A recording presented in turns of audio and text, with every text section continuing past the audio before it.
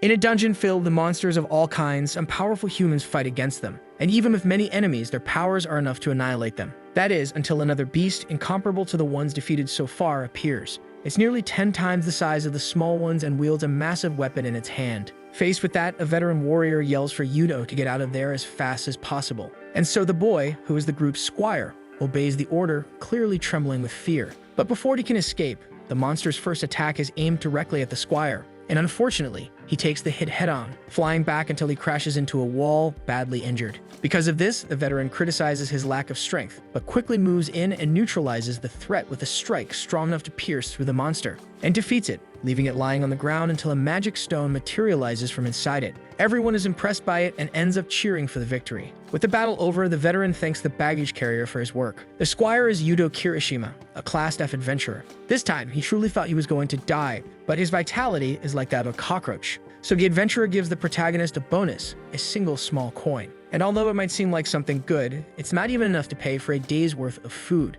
Because of that, Yudo thinks that one day these people mocking him will regret it, because in the future, he will become strong and reach the level of a Class S adventurer. One day, dungeons like the one the protagonist was just in began appearing all over the world. But around that time, humanity also awakened to magic, and from that, the profession of adventurer emerged, those responsible for defeating monsters in exchange for money. However, even after these powers appeared, Yudo remained the weakest of all. Back in the dungeon, the group stands before a massive gate that looks like the boss room. It's said that if they conquer this level, they'll meet the financial goal for the month. For some of them, this will be the first time they'll earn that much money after 10 years in the Black Guild. But the veteran tells his comrade not to complain about the guild in front of the rookies. After all, it's such a good place that even a loser like the squire can work there. And remembering that several of them start laughing because his failure is so great it can't even be helped, until one of them, still laughing, asks them to stop. The protagonist, for his part, has the job of a sage. It was supposed to be a melee class with high magic and multi-element control. But the truth is, our protagonist has low health and only a single point of mana.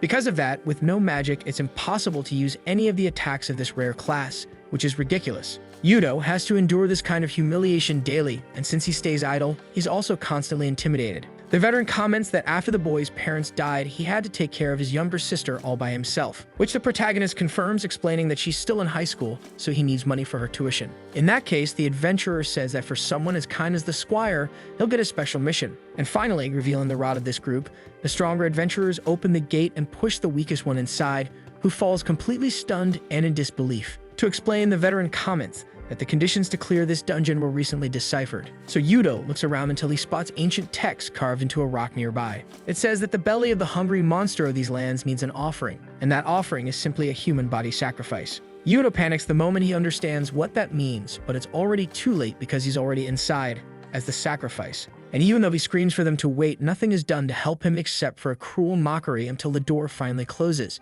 In the end, this had been their intention from the very beginning, and within seconds, the torches in the room light up. Then the hero notices something. The one responsible for the sacrifice is a monster with a scythe, who doesn't look friendly at all. Yudo senses the danger approaching, and the moment the scythe comes for him, he dodges quickly. Over and over again, he keeps dodging, without understanding how he ended up in this situation. However, the monster doesn't care about any of that. All it wants is to capture its prey using whatever force is necessary. After being struck by a powerful blow, the protagonist crashes into a pile of bones, badly injured. Little by little, the monster approaches to finish what it started, and if things continue this way, the boy will die, so he needs to think quickly. As it walks, the monster reveals a container filled with many souls, which appears to hold the soul meant for the sacrifice. At that moment, the hero realizes he's likely going to meet his end in this place. But that only lasts until his phone rings, and when he checks what it is, he sees a photo of his sister. Right then, he remembers how much she sees him as a true hero, and having someone that important believe in him is enough to make him start believing it too. With all this strength, the protagonist blocks an attack with his shield, because with so much to lose, giving up here is not an option. The monster's attack clashes against the protagonist's defense until suddenly a golden light appears, surprising both of them. With the light, a system message appears stating that the preparations for awakening are complete. It then asks if the boy wants to activate the unique sage ability known as Successor. It was the first time the protagonist had ever seen anything like this, but even without knowing exactly what it was, his instincts screamed not to let this opportunity slip away, and with the selection confirmed, the awakening began. Upon accepting the conditions, a golden light bursts forth, causing destruction throughout the area and scaring the monster. From there, the protagonist begins to levitate as some kind of power seems to enter his body. 2 years ago, when he first awakened his unique abilities through research, the boy was thrilled at the thought of becoming an adventurer. He believed he could escape a life of poverty and sees a bright future. However, due to his extremely low mana level, he couldn't use any of the sage's abilities. And before he realized it, Yudo had become a permanently low-level adventurer. Even when he finally found a guild to work with, it turned out to be corrupt, treating him like a mere tool. But still, Yudo never forgot about a certain person he needed to protect. So now, with this new power, the protagonist declares that he will not die in a place like this. The legendary ability called Successor is awakened, releasing the martial arts sage's magic. In addition, the shield tree is unlocked, a power belonging to a sage who mastered the path of the sword through magic. Now the protagonist has the abilities of a sage specialized in close-quarters combat flowing through his veins. The monster quickly charges in to put an end to the boy's sudden resurgence. But this time, our protagonist dodges and counters with a precise kick. This time, he feels as if his body is as light as a feather. The memories of the martial arts sage flow through his body, and somehow Yudo instinctively knows exactly what to do. With this, everything changes for the boy because now he can finally pursue what he truly wants. Back in the battle, things appear evenly matched until the monster smirks wickedly and opens its mouth to swallow the soul-filled container whole. Upon consuming it, the beast's strength multiplies many times over, which means it has been consuming the souls of adventurers this whole time. However, this time, the boy warns that it won't get a taste of his soul. The monster doesn't seem to care and begins launching powerful attacks. In the boy's mind, all he needs now is speed and power, so he channels all of his magic into his legs. Like a lightning bolt, he dashes across the battlefield, dodging everything coming his way. In response, the monster prepares a fire spell to strike him in the air. But the boy thinks fast and suddenly counters with a kick to the spell, somehow sending it flying back where it came from. That's when the boy realizes he can reflect long-range attacks, and the monster takes his own blow head-on. The hero mocks the situation, asking if all that beast's confidence earlier was just hot air. Furious, the monster roars and creates a dark magical circle, which the protagonist recognizes as enchantment magic. This means the monster is preparing to attack with its full power. But it also means the monster will be defenseless for a moment. Gathering all the magic in his hands, the protagonist manages to form a sword of energy. And at the moment, the monster fires a massive magic beam. Feeling proud of the power's sheer magnitude, its expression quickly changes to one of fear because the protagonist vanishes and reappears behind it, piercing the beast's chest with a single aura-infused sword strike. With the monster's destruction, our hero receives the achievement for defeating the D-rank boss known as the Demon of the Undead. On top of that, he's granted a solo clear bonus,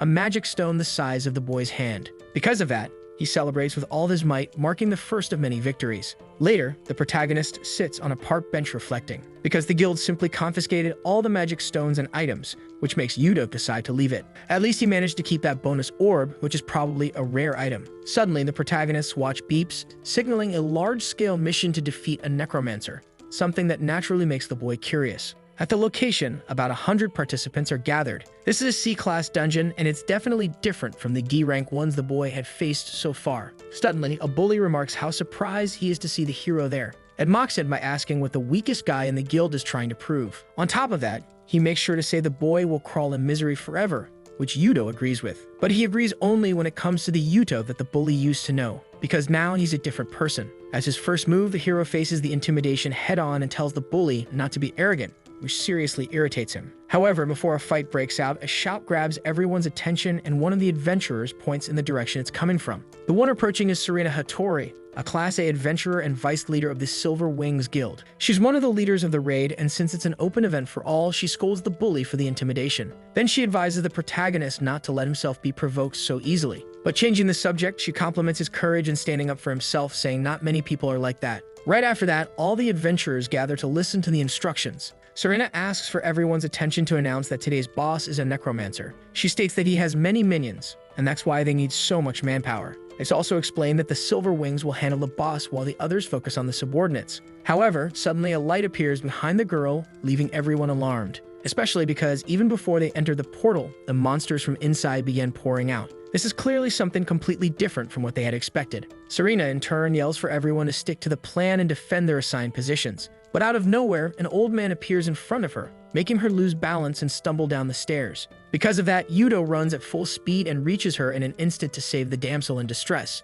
With Serena in his arms, he asks if she's okay. And now it's the girl who feels embarrassed. Naturally, the vice leader notices that his magical power is immense, and since the boy was said to be weak, everything becomes very confusing. Getting straight to the point, Yudo asks if he should deal with it, but suddenly his pocket starts to glow. The undead orb begins reacting for some reason, and when the hero pays attention to it, he realizes something that makes him very happy. Without wasting time, the old man rushes at the boy to slice him in half with his sword. But not only does the protagonist dodge, he responds with a powerful kick to the monster's armor, creating a hole in the chest plate and revealing the monster's core. Even so, it wouldn't be so easy to finish off the boss, so the old man grabs Yudo's leg and throws him far away, and sends him crashing hard into a wall, causing serious injuries. Something like that dealt major damage to Yudo, but he could still fight thanks to the resilience of the martial arts sage. And now, even after getting beaten up, he's smiling because he finally fulfilled all the conditions. To unlock a new ability, the conditions were to have an encounter with an ancient hero and resonate with the soul of an adventurer. That's why the successor skill was activated, and the system asked if the boy wanted to continue, making that moment the most perfect one for a Yudo showtime. While the main battle unfolds, the adventurers deal with the necromancer's minions. Among them, that same bully from earlier easily defeats one with a single strike of his spear, making the skeleton monster lose its head. But they were undead, and something like that wouldn't be enough to keep them dead. So the skeleton simply picks its skull off the ground and places it back onto its cervical vertebra, showing the brute that it won't be that easy. After all, at that moment, it didn't matter how many were defeated, because their numbers never seemed to decrease. Yudo holds his ground, restraining the boss while the other adventurers attack the skeletons. Amid the attacks, the protagonist blocks a strike, but the wind alone sends him flying, causing him some pain. It seems the boy won't be able to win using sword techniques alone. To fix this, Yudo summons several magic circles beneath his feet. This unlocks the passive ability of the Sage of Knowledge known as Instant Foresight. Almost instinctively, the necromancer charges in to attack, but this time the protagonist's eyes can easily see through his movements. Instant Foresight is an ability that allows the user to read the opponent's next move. The hero might not have been able to win with just the martial arts sage, and even the Sage of Knowledge alone wouldn't have been enough. But the fusion of strength and knowledge brings about a powerful result. And that result is the consequence of the protagonist's original power, which in an instant shatters the necromancer's core with ease. In Japan, only 3 others besides him have reached the classification of sage. All 3 are long-range specialists and consequently mage-type adventurers. In this case, Serena wonders if the hero is really just a normal sage. Now that their boss is defeated, all that remains are the undead soldiers. But within seconds, they begin to collapse and all the energy is transferred until the necromancer is killed through his core. Then the old man rises and, despite praising the adventurer, declares that he won't be able to defeat him. Immediately, the brute panics upon realizing that the necromancer absorbed the skeleton's soldiers to revive himself. And worse than that is the condition of the other adventurers who are already starting to lose to the skeletons with infinite vitality. Faced with this, one of the Silver Wings members calls Serena to retreat for now, and unfortunately, that seems like the only option. However, to keep her from feeling down, the protagonist comforts her by saying he'll take care of it, standing once again in front of the monster. Back then, it was said that the undead orb had the ability to reveal the enemy's weakness based on the magical power of its wielder. So now Yudo raises that orb, asking everyone to lend him their strength. With that, the remaining skeletons are surrounded by the souls of fallen adventurers, piquing the necromancer's curiosity. This was a strategy meant to prevent the sorcerer from reviving his subordinates. With a different ability, the protagonist creates several energy swords in the air and declares that the monster underestimated humans. While all the skeletons are enveloped by the souls of the fallen adventurers, the S-rank ability known as Coordinated Designation allows each of those energy swords to strike their target like guided missiles. And so, while all the monsters are destroyed, the brute from earlier is left unable to understand what just happened, because it seems the person he once considered a loser had awakened, and now with ease defeated the necromancer boss of a C-class dungeon. Now the protagonist's life level is equivalent to rank B, and his magic level equivalent to rank S. With the success message displayed in front of everyone, the adventurers cheer in celebration. They rush to hug him and invite the hero to join their own parties next time. Naturally, with all this attention, the protagonist remembers his former fake companions. But as he turns around, everyone's expressions while talking to him are completely different. And this makes Yudo truly happy, to the brute's dismay. Suddenly, something catches the boy's attention. As he looks at the necromancer, it seems like the creature is calling him. And after discovering something, the brute shouts out Kirishima's name, but the necromancer vanishes. Not just him, the protagonist also disappears, teleported to a different location. Still unaware of where he is in a grassy plain, a strange being begins to approach him. And out of the darkness, it reveals itself as a terrifying type of monster to the boy. And even to the system, which issues a danger alert warning the hero not to approach the creature. The moment that monster appears before the hero, the danger warning immediately puts him on alert. But that wasn't enough, because the monster closes the distance in an instant, creating a sensation in the hero that makes it feel like he had just died. But that only happened thanks to the Sage of Knowledge's prediction, which had been activated. So the hero dodged, and right beside him, everything nearby was destroyed. If it hadn't been for the instant recognition, he definitely wouldn't be alive anymore. Faced with that overwhelming presence, Yudo becomes frightened because he had never even heard rumors of something like it. However, even though he's trembling with fear, the protagonist still finds it interesting. Therefore, the system notifies that the martial arts sage is impressed by the successor's courage. Back in the confrontation, the two are facing each other, and it looks like the monster is about to attack. But before it can, another one, even bigger, appears from behind and swallows it right in front of the protagonist. Still, the situation doesn't end there because high up in the sky, the silhouette of an even larger monster can be seen. And right after, an explosion erupts across the grassy field, making the hero wonder what's going on. Then, as the dust settles, that monster is defeated by a giant dragon, displaying the force of the law of the jungle. Instead of being afraid, the hero finds it amusing to realize he's just an ant among so many predators. But suddenly, a splitting headache hits, and a message appears in his mind saying it's still too early. A few seconds later, the protagonist opens his eyes again, but this time, in his bed at home. Naturally, Yuta finds it strange that it was all just a dream, but the truth is that his memory is fuzzy after defeating the necromancer. And besides not knowing how he got back home, his hands are trembling and his face is bleeding, proving it was all real. Yet once again, a smile appears on our hero's face just from thinking that one day, he'll be able to achieve that power. Suddenly, the protagonist's younger sister knocks on his door, asking if her big brother is awake. Yudo immediately becomes curious to know if something happened with Ariza, but she only seems a little annoying that he's still asleep since it's already time for breakfast. Heading to the kitchen, our hero is surprised because his sister prepared a surprise with tons of delicious food. Faced with that, Yudo asks what's going on for them to have such an extravagant breakfast, and his sister replies that since her brother brought back a lot of money this time, she gave it her all to cook. Besides, Arisa just wants him to eat, and the hero begins to recall all the hardships he went through. If he had given up back then, he would have made his sister cry all over again. But now he eats this delicious meal she prepared, and naturally, he begins to cry. Arisa panics, trying to figure out why her big brother is crying. Then the hero just replies that it must be the onion in the hamburger, though of course she doesn't believe that. Because of that, the girl asks if it tastes bad, which makes Yudo get up to say how good it is. So the two sit and eat peacefully in a warm moment, until shortly after the meal, the girl says she has something to tell the protagonist. She picks up a piece of paper from the top of the microwave and shows it to the hero, saying it's something for his new beginning. In a massive tower surrounded by forests in the city, the hero can barely believe he's back there again. Because this is the adventurer aptitude test, also commonly known as the experiment. The experiment is a test that measures an adventurer's strength, and the results can be used to get a job at a guild. For guilds, it's also a chance to recruit promising rookies who can contribute right away.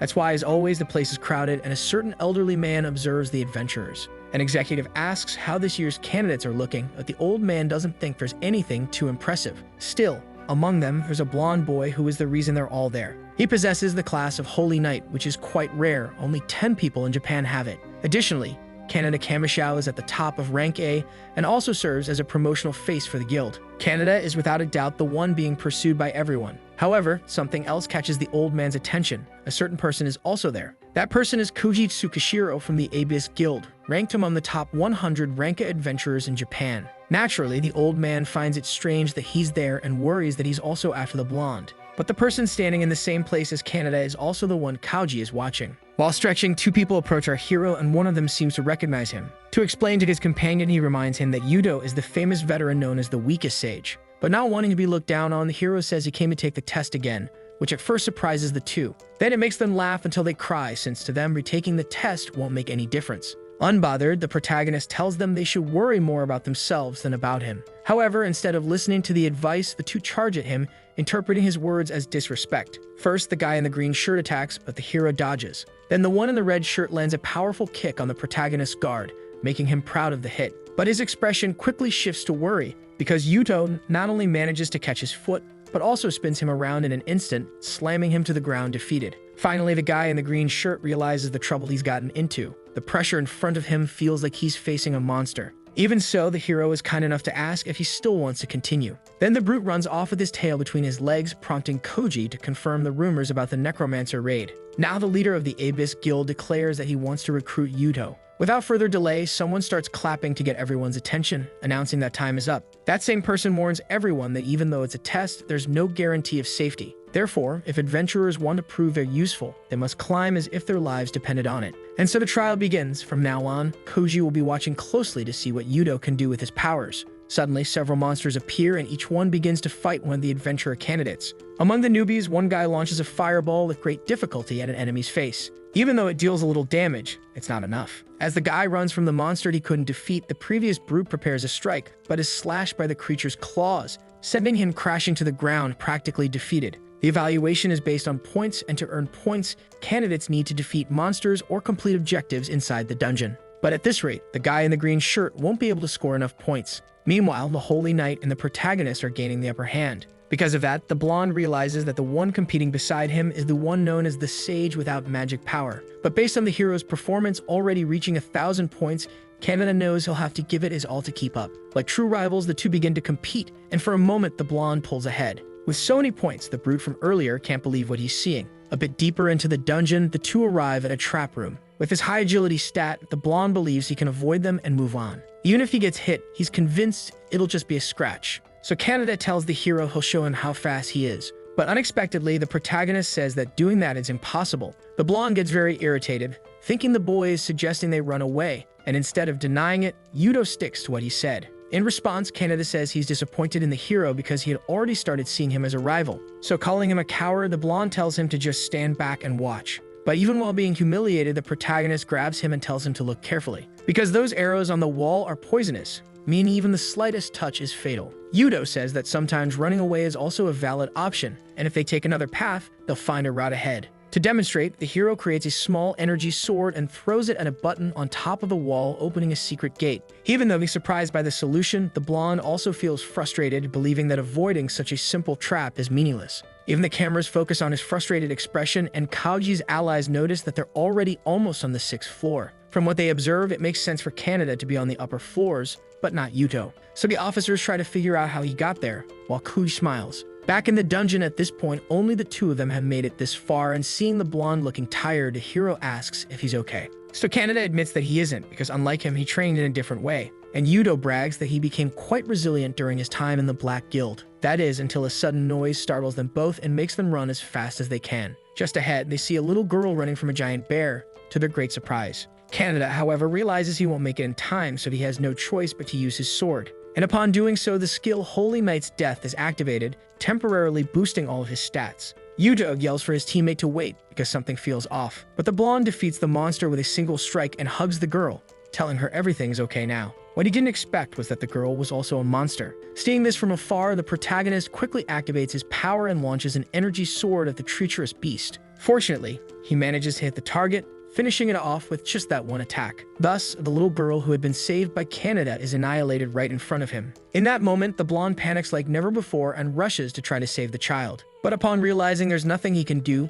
Canada grabs the protagonist by the neck, demanding an explanation. Like anyone who doesn't understand what just happened, he's completely devastated. However, before the protagonist even needs to explain, the monster rises again, now in its true form. And the blonde has to be saved by Yudo, who is sent flying backward by a blow. Finally, Canada realizes the size of the mistake he made, and the hero tells him it's a mimic-type monster. The monstrous little girl quickly charges at the blonde again, but unfortunately, he's immobilized due to the recoil of his skill. To fix that, the protagonist rushes in and lands a powerful kick on the monster, finally eliminating it once and for all. In the end, Canada wants to know why, so Yudo tells him he became unable to fight because he was reckless in using his final skill. But what the blonde really wanted to know was why the hero didn't hesitate even for a second. To that, Yudo rephrases his answer, saying it was obvious, it was a monster. Still, that's not what he meant. Canada wanted to know why the hero was so irresponsible, and more than that, he desperately wanted to grow stronger. Extending his hand to the blonde, Yudo says it's important to stay calm to assess the situation. But Canada reacts childishly and slaps the hand away.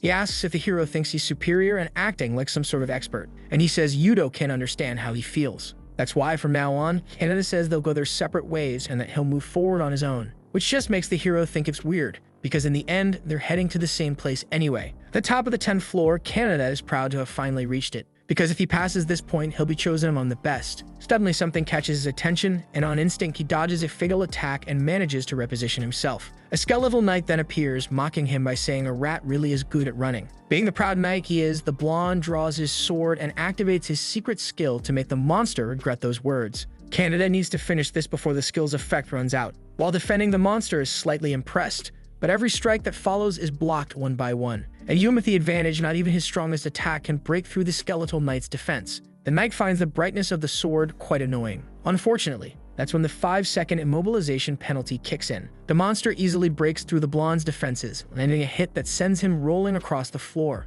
And as soon as he stops, the system announces that due to recoil, all of his skills will be weakened. To minimize the damage from a dungeon collapse, adventurers usually fight with everything that got to the very end. That's exactly what Kanada's parents did, making the day he received the news the day he decided to become an S-rank adventurer. Back in the battle, the skeletal knight shows a bit of mercy, telling the boy to just leave. But at that moment, the blonde's eyes light up with intense fury, and a red aura spreads across his body, because the Kamasho family are warriors who never run away. After shouting that at the monster, the blonde charges forward at high speed, but the knight easily defends himself, commenting that such effort is in vain. Then a strong white light appears, and along with it, a voice congratulates the boy for holding on this long as well. The one who appears is the protagonist, who once again saves the blonde's life. And even though his energy sword breaks from the monster's attack, the hero doesn't give up his position on the front line. Because standing before them, the protagonist is determined to show what it means for a veteran to guide his junior. At the moment the hero appears, Kanada doesn't feel relieved, he feels disrespected. So he tells Yudo to mind his own business, but now is definitely not the time to be stubborn. Kanada, for his part, says this is the fight he chose,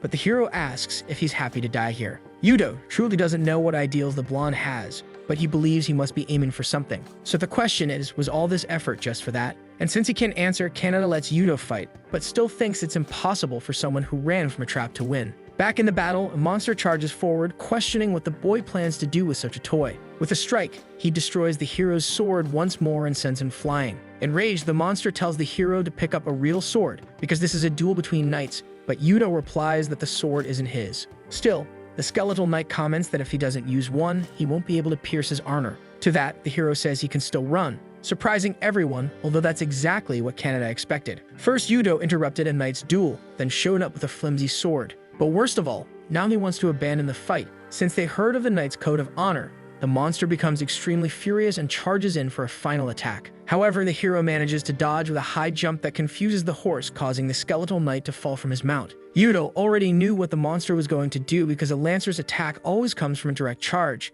That's why the blonde realizes the hero used the enemy's own nature against him. While forming a massive energy arrow in the sky, Yudo tells Kanada to remember what he's about to say. He says that retreating doesn't mean giving up and finally launches that spell toward the skeletal knight. It hits directly, passing over the blonde and wiping out everything in its path. Yudo knew that this type of monster had boosted stats thanks to its mount, and once it falls, it becomes just a regular soldier. That's why, even in a historic ranking, the protagonist led with double the points of the second-place contender. Yudo can hardly believe he won with a ranking above the best in the country. But now Kanada looks at the hero differently, trying to understand what he does differently to achieve the same results. With nothing else left to conquer in that tower, the two return to the test hall. Then officers from various guilds rush in to recruit them. Naturally, the protagonist receives more offers, having been the one to defeat the final boss. But even as he's ignored by the crowd, Kanada receives an unexpected visitor. The blonde immediately recognizes Kauji, who feels honored to be remembered by someone so talented. For Kanada, though, it's only natural to remember someone with S-rank skills. Either way, the blonde says the protagonist is on the other side. But Koji didn't come to the wrong person. The one he's looking for is Kanada. Naturally, the blonde questions whether he's really being invited to the Abyss Guild after behaving so dishonorably. But about that, the guild leader says they'll talk more in the car. And as for Yudo, since he proved to be even more impressive than expected, Kauji thought of something better than just an invitation. In the end, this is the first time the protagonist has been so sought after. But the joy is short-lived because suddenly everyone's phones begin to ring. On a panel in the test room, it's shown that a dungeon break has been detected at Mainen High School. So far, 2 A-class adventurers have lost their lives, and the estimated threat level is A disaster on the scale of 100,000 people. But worst of all is the location where it's happening. Looking at his phone, Yudo sees messages from Arisa saying something is going on at her school. In any case, the guild officers call the hero to evacuate with them immediately. But by the time they realized it, he was no longer there. Now all that matters to the protagonist is running as fast as possible to save Arisa. At the site of the tragedy, several people are being pushed back by the police while a reporter records the scene. Citizens shout to be let through because their family members are inside the school, but the officers can't allow them through, even though they don't want to be there either. However, one particular person doesn't hesitate to leap over the barricade. That's our protagonist, who for the first time witnesses a dungeon break up close. He quickly pulls out his phone, but there's no reply from his sister, which might mean the signal is being blocked by the magic density. Either way, a monster appears to confront the protagonist, proving there are other priorities now. The hero quickly summons his sword and charges in, delivering a diagonal slash across the beast. But the damage is so small, the monster practically mocks him. Even the weakest monsters here are as powerful as the strongest ones from the experiment. But in this case, the protagonist wraps his hand in energy to change strategies, and attacks the monster in close combat with a punch strong enough to finally defeat it for good. With one of the enemies defeated, he still needs to hurry, but as he walks through the wreckage, the protagonist notices someone wounded, someone important. Inside the Abyss Guild leader's car, Kaneda watches the news about the number of casualties in this A-rank dungeon break, and he's worried because it's exactly like what happened when his parents died. Kaoji, on the other hand, consoles the boy, saying they were very brave 3 years ago in Shibuya. Unexpectedly, the guild master knew about it because Icarus was a noble guild with a sense of justice. But the blonde knew that if the S-class adventurers had arrived earlier, his parents would still be alive. Even now, there's no sign of the S-rankers, so Kaneda asks what they're doing. And Kaoji has to inform him that unfortunately, they're not coming, delivering a harsh dose of reality to the boy. It's said that even if they do come, they'll only arrive after the situation is already over. So of course, the boy asks what exactly the guild leader is trying to say. To explain, there's only one way to stop a dungeon break, destroying the gate's core. It's explained that the core is the singularity that links Earth to another world, so it takes a very powerful strike to sever it. Kaneda becomes curious and asks if the break will end if they manage to destroy it. Then Kuji reveals that yes, it will, but there are two problems. The first is the massive number of monsters, which makes it impossible to inspect the area. And the second is the number of guardians protecting the core, because ever since the first break decades ago, every guardian has been at least S-rank. Kaneda, in turn, is stunned because he's never even heard of a monster that strong before. It's said that even if someone manages to find the core, an S-rank monster is the end of the line for A-rank adventurers. So unfortunately, it becomes clear that those going into fight now are merely sacrifices. As for the break, the Silver Wings Guild is in charge, led by Shingo Azura and vice leader Serena Hattori. Then Kuji looks at his phone, thinking that fate is a little ironic. Back at the dungeon break, the protagonist realizes that the injured person is wearing the Silver Wings uniform. But the guy seems more concerned about why the hero is there. Holding him in his arms, Yudo says that his sister studies there. But suddenly, the guy suffers a worsening episode of his condition. Still, before losing his life, the name Serena is shouted loud and clear, something our hero manages to hear. Deeper inside the dungeon break, one of the girl's companions is lifted by the legs and finished off right in front of her, so brutally that Serena falls to her knees in shock and screams as loud as she can, unable to save him. As he ventures deeper into the school, the protagonist shows great concern for Serena. But first, he needs to find Arisa, and when he opens the first door, Yudo is shocked to nearly fall into a pit of lava. Practically fighting for his life, he has to leap with all his strength to grab hold of the other side, a terrifying moment. Apparently, the real world is beginning to be consumed by the dungeon's erosion. Since Arisa is a second-year student, Yudo wonders if he should head to the upper-grade classrooms. But instability is forming in the area, and the protagonist hasn't established a route, which means the next area might be random. He had been using his magic non-stop since the experiment, which was starting to make him feel weak. However, at that moment, the protagonist realizes he has something with him that might help with his magic. Suddenly, a group of monsters appears, putting an end to the brief calm. But even while feeling weak, our hero reacts, shouting for everyone to get out of his way as he uses his powers. In a more isolated spot in the library, Arisa, who is hiding along with her senior Ryoka, apologizes for asking to stay. But in response, she gets a flick on the forehead because the girl doesn't want her friend to blame herself, especially since she was the one who suggested coming to the library. Even now, Arisa tries to contact her brother, so Ryoka asks if it's Yudo, to which the sister replies yes, with a lot of excitement. Quite the opposite for her friend, since a sage with zero magic power isn't going to be much help. Being totally honest, Ryoka says it doesn't matter how strong the boy is now. They'll have to survive on their own. But despite understanding her friend's point, Arisa is confident the hero will save them, since he's ranked A in knowledge. Even though she's so optimistic, her friend truly doesn't know if they'll be able to make it out with their current abilities. Then at a certain moment, an explosion occurs, putting Ryoka on high alert and terrifying the younger girl. Suddenly, thick saliva starts to drip behind the two. That's because a huge monster had found them from atop one of the shelves, leaving them both in despair. Wasting no time, the monster slices the bookshelf in half. Luckily, they manage to dodge. But Ryoka steps in front to defend the younger girl, telling her to run while she handles the creature. Now it's a do-or-die situation with only one chance to make a summoning. When the command is triggered, wings like those of an angel appear. But the summoning turns out to be just a plain white dove. With that, the monster raises its weapon again to attack, and just as expected, Ryoka had no luck with the summon. However, the two happen to be there at just the right time because suddenly a fist hits the monster's jaw, sending it flying. As the dust settles, Arisa's eyes shine with hope. Gratefully, the protagonist thanks the older girl for protecting his sister, and now extends his hand,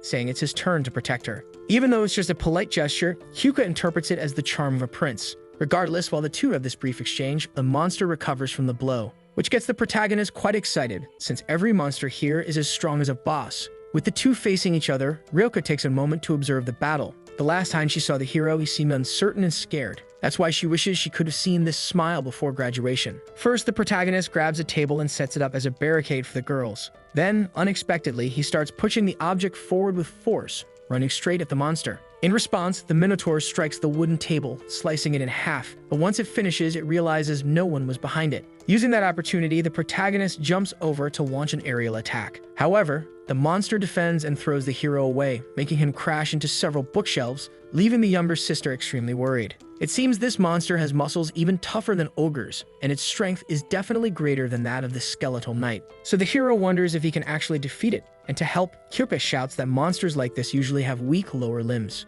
The system confirms she's right, so the protagonist thanks her for the tip. Now with a new strategy in mind, our hero charges in, confident that he can beat this giant. He quickly lands a kick to the Minotaur's calf, and as expected, it causes a lot of damage. The monster begins to stagger, giving the girls hope for victory. But since they're so close, the monster opens its mouth, intending to eat the hero alive. But that was exactly what the boy wanted. The moment the palate is exposed, the protagonist activates his energy blast, piercing through the beast's body, since the Minotaur can't reinforce its insides like it does its exterior. Arisa thanks the hero deeply for being there to save her, but he credits the necklace he's wearing. It's the necklace she gave him as a graduation gift in the past. Since Arisa's feelings were inside it, it's likely to turn into stored magical power. So the girl says she's relieved that she managed to get the two of them in sync. That thing in her hair is a magic accessory stone that reacts to let her brother know where she is. So it becomes clear why she always wears it, and the protagonist thanks her for the help. It's said that when he arrived on this floor, he only knew where to go because of a pigeon that flew out of the library. But since that was just a coincidence, the girl doesn't lie and says she didn't plan any of it.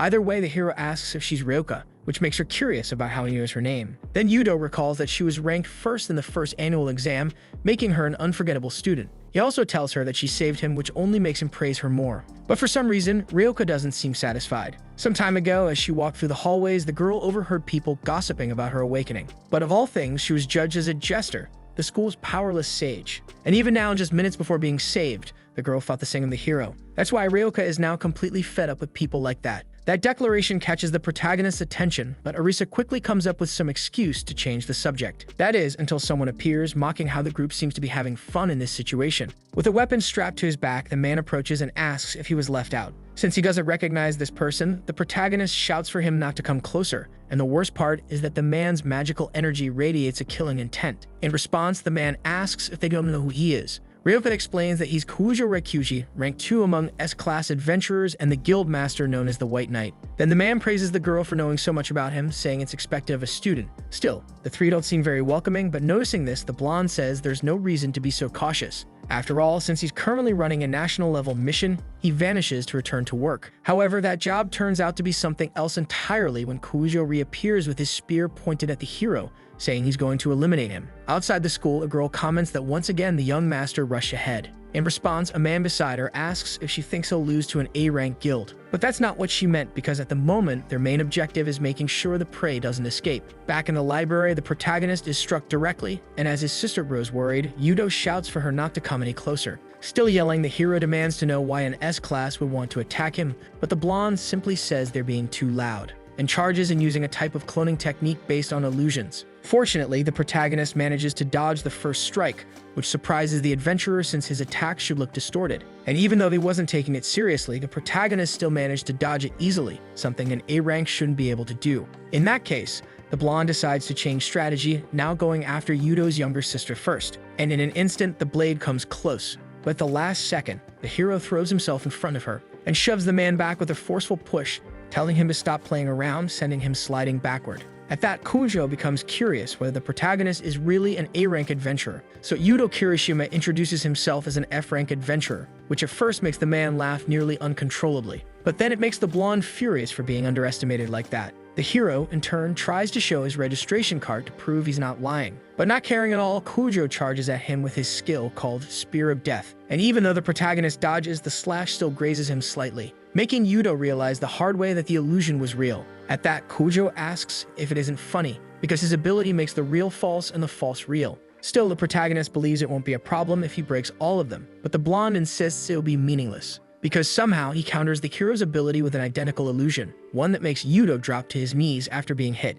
With that easy victory, Kujo says the boy is too soft, and Yuta witnesses how terrifying an S-class's power truly is. Regardless, the guy walks toward the girls, commenting that killing a self-proclaimed F-class would be fun. But Kujo finds it more interesting to see the look of despair on Yuto's gentle face. With all his strength, the protagonist tries to stop him but fails, and the blonde declares he'll kill everyone all the same. At that moment, our hero realizes he was wrong. He thought that power was his. But the truth is, he was only able to fight up until now because of the successor. So Yuta wonders if being a sage without magic is really something that belongs to him. As an F-class adventurer, he'll never be able to defeat someone of S-class, so naturally, giving up seems like an option. However, the wisdom of the system asks if he'll really be okay letting things end this way, causing Yuta to reflect. Additionally, the system asks if he's truly okay with losing his sister, finally snapping him back to his senses. Of course, the protagonist screams that he doesn't want anything to happen to her, making the image of the sage proud. And it says that to move forward, he must defeat this guy. Because at some point, Yuta must reach that green field again to protect what's precious to him. That's why the sage advises the protagonist to wish for it with all his strength and strike even harder. That's when the peak of the martial arts sage is finally reached. At the end of the speech, the martial arts sage responds to the successor's firm resolve by offering the inheritance of the celestial sword. A rift in space-time opens in front of the protagonist. Along with that, a warning from the sage appears in the system. If the boy's will falters, his soul will be consumed by the sword's killing intent. But at this point, Yuta no longer cares about the consequences, because ever since that time he made a decision. And that decision was to never again let an opportunity slip away, no matter the cost. So when he grabs the sword from within the rift, a tornado of energy bursts from the ground. All eyes, Kujo's and the girls, are drawn to the new event. On the blonde's face, concern is obvious, and on the girl's, perhaps a flicker of hope. That's because, exuding power, Yuta raises the celestial sword, gathering a massive amount of energy. There are inscriptions on that sword, making it a living weapon, and now, without the slightest hesitation, the protagonist calls Kujo to come in him. Above the skies, there is dawn and dusk, and it's said that no one can bind them. Naturally, all people dream of the skies, and more than that, they dream of reaching the 9th heaven. That's where the celestial sword lies, and now it will be part of our hero's fight to protect Arisa and Ryoka. Arisa is clearly stunned by her brother's situation. The same goes for the blonde, who wonders if this is even the same person as before. In any case, Kujo jokes that powerful weapons always ruin the fun. But before he can continue talking, the protagonist vanishes and, like a flash of light, reappears near Kujo, landing a powerful blow. That same attack sends the S-class crashing into the wall with force, just like what happened to the hero at the beginning. Even while injured, Kujo laughs, thinking this situation is pure madness. But Yuta doesn't respond. It's clear from his expression that he's not joking. Just moments ago, the hero had been getting beaten down one-sidedly, but now everything has changed. Because of that, Kyuka asks if the protagonist is always like this. But even his sister, who's close to him, says she doesn't know because this is the first time she's seen him fight. Still, the girl agrees that the hero really doesn't seem like himself. Back in the fight, the hero asks if the guy would mind leaving quietly without causing a scene. The blonde pretends to consider it for a moment, but of course he yells that there's no way he'll do that, charging in again with his spear. This time, he believes tricks like the last one won't work and remains confident he'll win if he trusts in his spear technique. Over and over again, the blonde attacks, but the protagonist keeps defending and countering his strikes. Kujo tries to strike once more, but Yuta defends himself clearly, not even making much effort. The blonde doesn't know what kind of sword that is, but a sword is still a sword, so spears should have the advantage. However, that wasn't the case, because the protagonist managed to get inside his guard and nearly landed a fatal blow if Kujo hadn't ducked just in time. Quickly, the adventurer repositions himself and takes a stance with his spear to attack again, but the protagonist kicks the weapon, pinning it to the ground. He then jumps, using the shaft of the weapon to gain leverage, and delivers a downward strike that Kujo must strain himself to block. Kujo shouts, asking if the boy isn't afraid. The protagonist's eyes show no hesitation. It seems he has lost his mind, consumed by the sword's aura, and little by little, the hero becomes more reckless, rendering the spear's advantage meaningless. Once again, the blonde narrowly avoids being finished off, but this time he receives a cut on his right shoulder. In response, he tries to attack in various ways to regain control of the fight. But since he fails to do so, Kujo quickly breaks through one of the walls, running out into the school corridor. So when the protagonist follows him, the blonde feels proud of his strategy to reposition. Face to face with the hero, Kujo admits the boy is truly tough. The blonde admits that if he had known what kind of trick the boy was hiding, he wouldn't have messed with him. But now, he drops his weapon too, to the protagonist's surprise, because Yudo isn't the only one with a card up his sleeve. As he summons his spear, Kujo explains that an illusion is caused by light refraction, and conveniently, this weapon is capable of turning that phenomenon into reality. This is the A-rank weapon known as the Mirage Spear. Promptly, the blonde asks if the hero remembers the first move he used on him during the fight. That's because this weapon perfectly syncs with his innate ability. Additionally, when questioned, Kujo admits that he lured the protagonist into the corridor with the intention of making it impossible to dodge multiple attacks. But if that's the case, the protagonist announces that he'll simply cut through them all at once, which makes the blonde a little disappointed in the boy's lack of tactical thinking. Still, he doesn't oppose the hero's strategy and charges forward, telling him to go ahead and try. Yudo, sword in hand, is convinced that by continuing to seek connection, he can achieve feats greater than anyone else. So without a hint of fear in his eyes, Yudo fires an energy blast with his sword that heads straight toward the clones at high speed. Before impact, the blonde realizes the situation is out of control. Therefore, after the special attack ends, the ground is completely wiped clean, and as an experienced adventurer, Kujo decides to flee the battle. With no more immediate threats, the girls rush to check on the hero. But before caring about himself, he asks if they're okay, and he's genuinely happy to see that this chaos finally seems to be over. A few seconds later, the blonde's companions ask if he's really going to abandon the mission just because he believes it's an S-class dungeon. But Kujo says there's nothing else that can be done, especially since, as he turns around, it becomes clear that the injuries on his body nearly finish him off. Naturally, the subordinates are curious about what could have hurt their young master that badly. Regardless, Kujo remarks that only fools risk so much for such small gains. With his decision made, the blonde informs his father over the phone that the mission has failed. And apparently his father has a strong personality,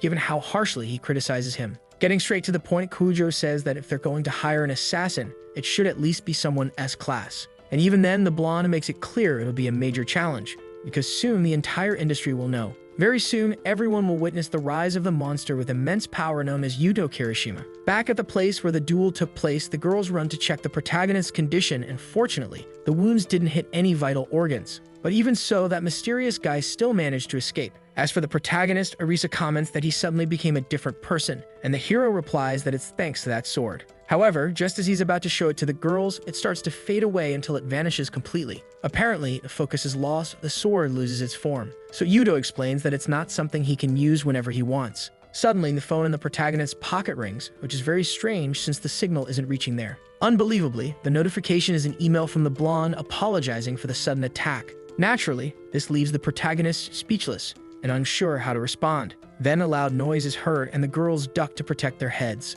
With another email, Kujo explains that he forgot to mention he used an item to accelerate the dungeon break. Because of that, the protagonist gets very irritated, but he doesn't have time to feel anything. Suddenly, a monster appears right beneath them all. Faced with this, the hero yells that they need to get out of there, and as for how they'll do that, he asks not to tell the teacher. Because in an instant, he jumps out the window with both girls in his arms, making all three fall several stories to the ground. For some reason, the girls cared more about the property damage, which is exactly why the hero asked them not to snitch. In any case, that monster, which reveals itself to be a giant carnivorous plant, follows the group outside, now face to face with them. Faced with this, the protagonist asks Kyuka to take care of his younger sister. In such a critical situation, the protagonist tries to focus to summon the celestial sword again. However, this time it's not as easy as before, even though he believes he's focused. It's only when Yudo looks back and sees his sister's terrified face that he realizes he's not actually focused. He's panicking. Meanwhile, the monster ignores the group for now because it already has someone captured, Serena, who's about to become a snack for the plant. Seeing this with all his strength, the protagonist charges in, destroying parts of the monster and luckily managing to pull her safely into his arms.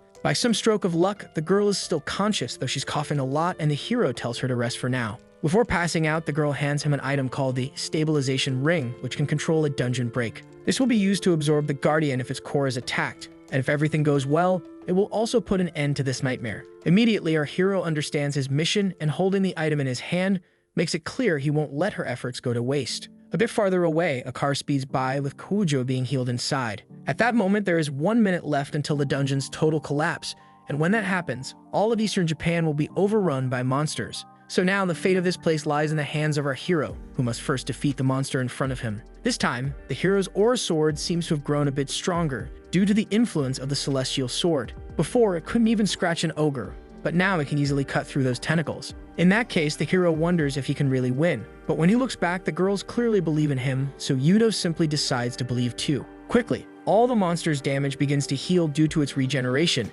and even though he wants to fight, the hero knows he can't go head-on. So he starts by dodging an attack, using the monster's own body as a path to reach its core. But suddenly, a bat-like monster appears to interfere.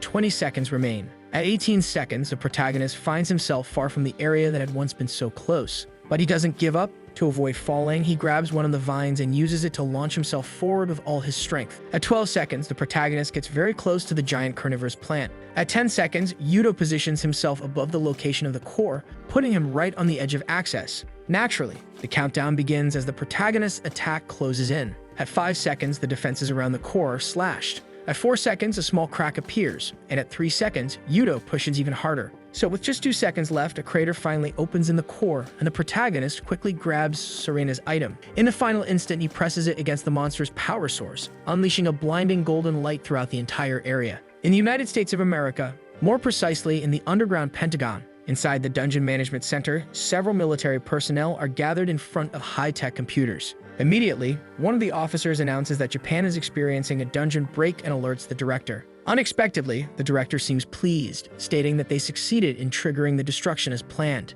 It's revealed that Kujo is preparing 5 major US guilds to deploy in Japan and throughout the entire Western Pacific. But suddenly, someone appears saying they want E5. That person is James Blood, known as the highest-ranking American adventurer and leader of the guild strategy. To explain, the man declares that his guild alone will conquer the situation, and the director places his trust in him. After all, if they can govern Japan, they'll gain access to all the dungeons scattered across the Pacific. But that's when something strange begins to happen due to a sudden energy contraction. Because, unexpectedly for them, the dungeon break process dropped to 0%. Obviously, the director yells, saying it makes no sense. Even James becomes curious to know who did it, since even for him, something like that would be difficult. So the only thing he can think of at that moment is that the coalition of the 1,000 strongest guilds has taken action. However, 1 week later at the university hospital, the one responsible for it was there, holding flowers. In that time, the dungeon break stabilized and Minam became a managed dungeon. However, the Silver Wings lost about 90% of their personnel, and all that remained was Serena and a few staff members.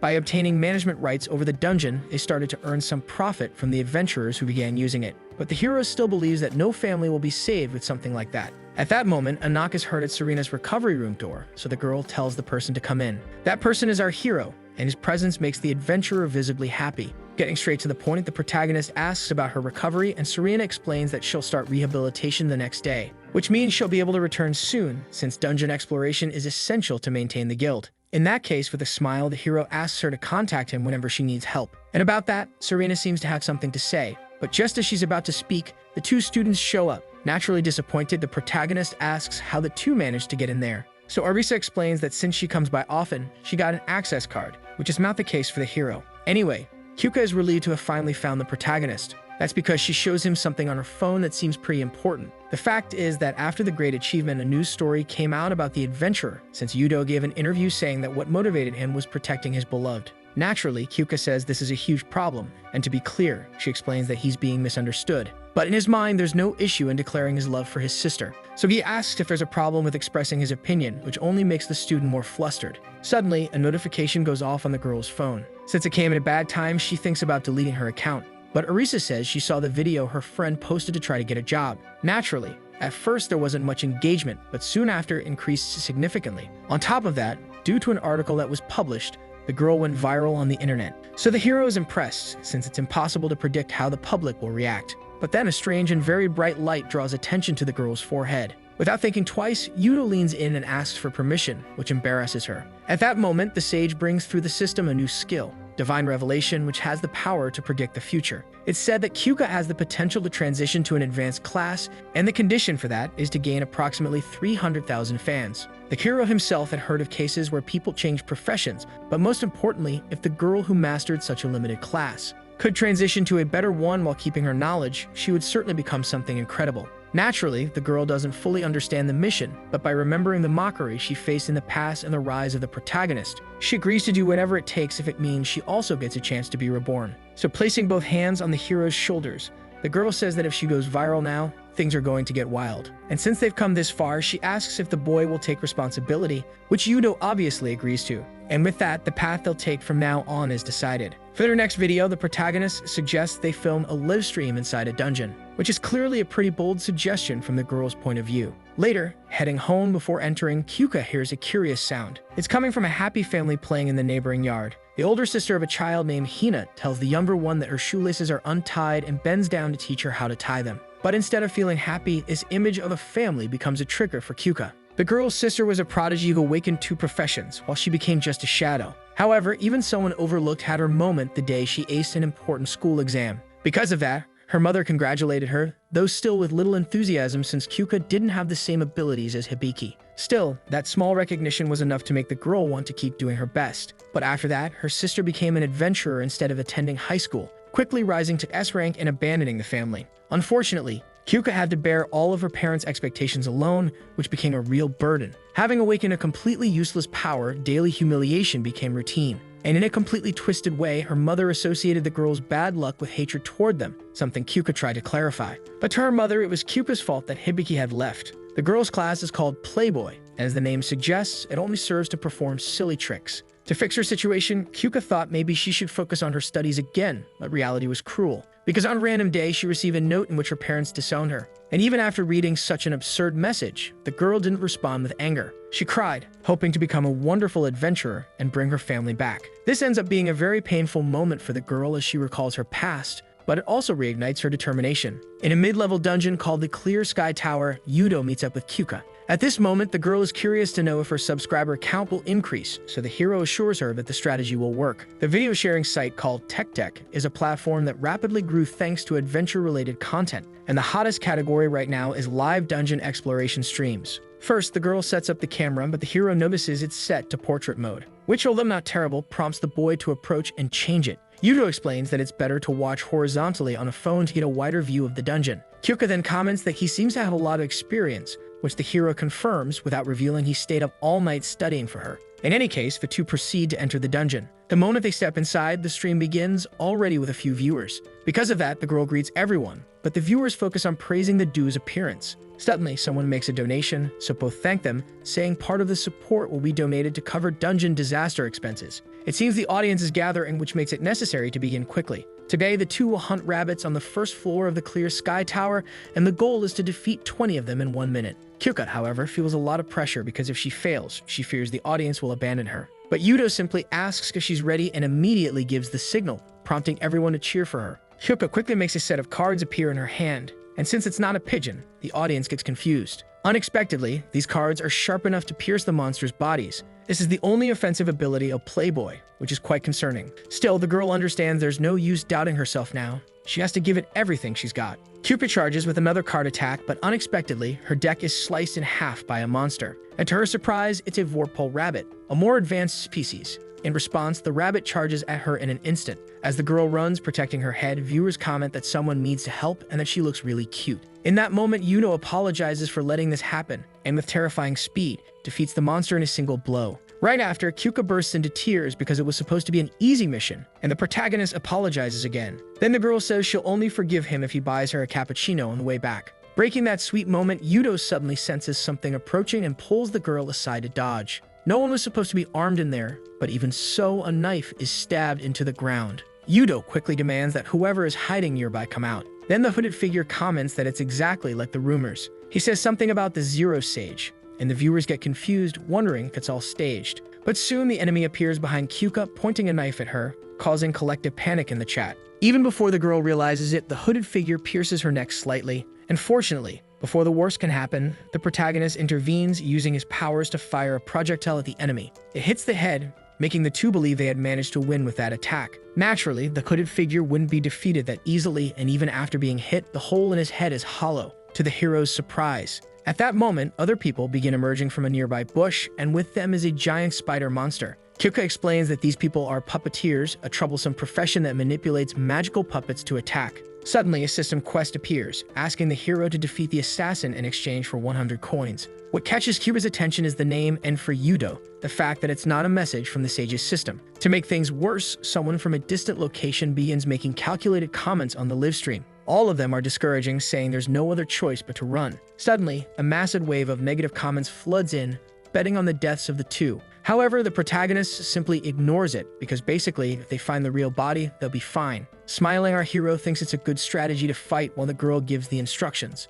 Obviously, the assassin doesn't believe the protagonist plans to defeat him alone. But the hero replies that he's not alone, which unfortunately only makes the enemy mock Ryoka, leaving her feeling pretty hurt. In this case, Yudo understands that the playboy profession may be seen as just foolishness, but he makes it clear that the assassins will be just as useless, which infuriates the enemy. Shouting all kinds of insults, the enemy charges forward with his puppets. But since the boy needs to protect someone this time, he focuses his senses and concentrates enough to summon the celestial sword once again. With his weapon in hand, the protagonist charges forward, impressing Ryoka greatly. Because the protagonist's strategy was to provoke the enemy to draw all attention to himself. With that, he managed to keep them from concentrating around her, even without being sure of victory. So the girl begins to believe that this is the attitude of someone who trusts her, which is completely different from her family in the past. Ryoka understands better than anyone how terrifying it is to be pressured into success. But even though it's frightening, the girl thinks carefully about what she's feeling and smiles as she realizes that she's actually happy. No longer standing still, the girl summons a huge number of pigeons that begin flying past the warriors.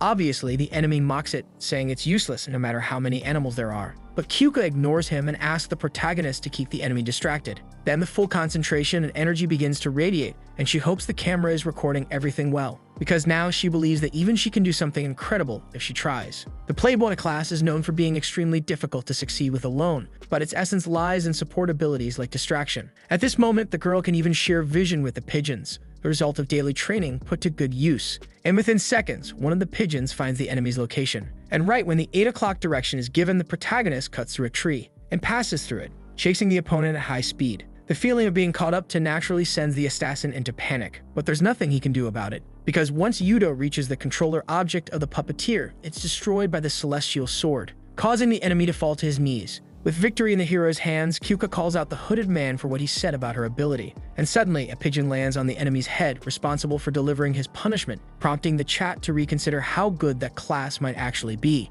In any case, Yudo makes a secret request to his friend, and even though she finds it pretty embarrassing, the hero insists. So Yudo starts by striking a pose while saying that justice transcends dimensions. Then Kyuka repeats the movement and adds that feelings also transcend dimensions. And so the two finish in a synchronized pose, ending the broadcast with the viewers laughing uncontrollably. Later that evening, the protagonist praises Kyuka's great work, and the two exchange thanks with a handshake. With that, the hero says they should head back, but before leaving, the girl insists on thanking him once again. Yudo, in turn, says they were only able to achieve victory because of her instructions. But that's not exactly what the girl was referring to. Anyway, she sets that aside and brings up another subject to explain herself better. Kyuka asks if she really heard Yudo calling her by her first name just a moment ago. Then quickly, the protagonist apologizes, saying he didn't realize it. But she wasn't trying to criticize him for that, much to our hero's surprise. Instead, she clarifies with a smile that from now on, Yudo can just call her Suzuka. Back in that dark room where the negative comments came from, a woman remarks that the two of them did a good job cleaning things up.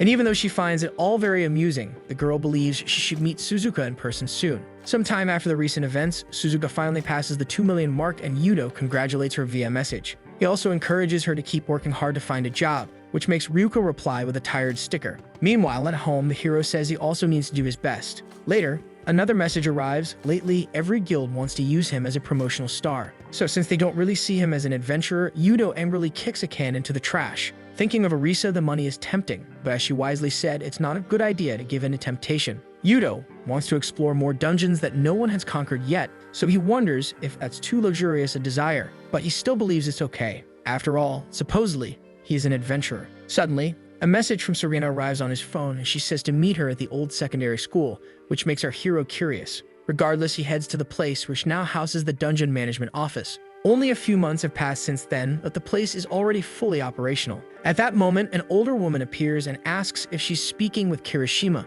Saying she's been waiting for him, she tells him she'll guide him to Serena's location. As they walk, the protagonist asks if it's really safe for ordinary people to walk in a place like this, and the woman explains that it is. Besides, she believes that in any emergency, she'd be protected by the hero. Without further delay, the woman introduces herself as the mother of Yumino, a former member of the Silver Wings. Even though he doesn't know her name, Yudo understands very well what happened to the guild. The mother says her son saw Yudo in a dungeon called Twilight Castle, and ever since, he kept talking about him. With deep guilt in his heart, the protagonist suddenly yells, apologizing for not arriving sooner. For a moment, the woman considers his words, but then asks the boy not to deceive himself. After all, he alone wouldn't have been enough to save the 89 fallen members, something that leaves the hero speechless. In any case, the woman says it's not entirely his fault, so he doesn't have to carry the burden alone. Moreover, while the boy reflects, the mother says her son would have been happy just knowing Yudo was the one who stopped the dungeon, because to him, the protagonist was his greatest hero. At the end of that conversation, Serena finally appears and the two say goodbye to the woman until they are completely alone.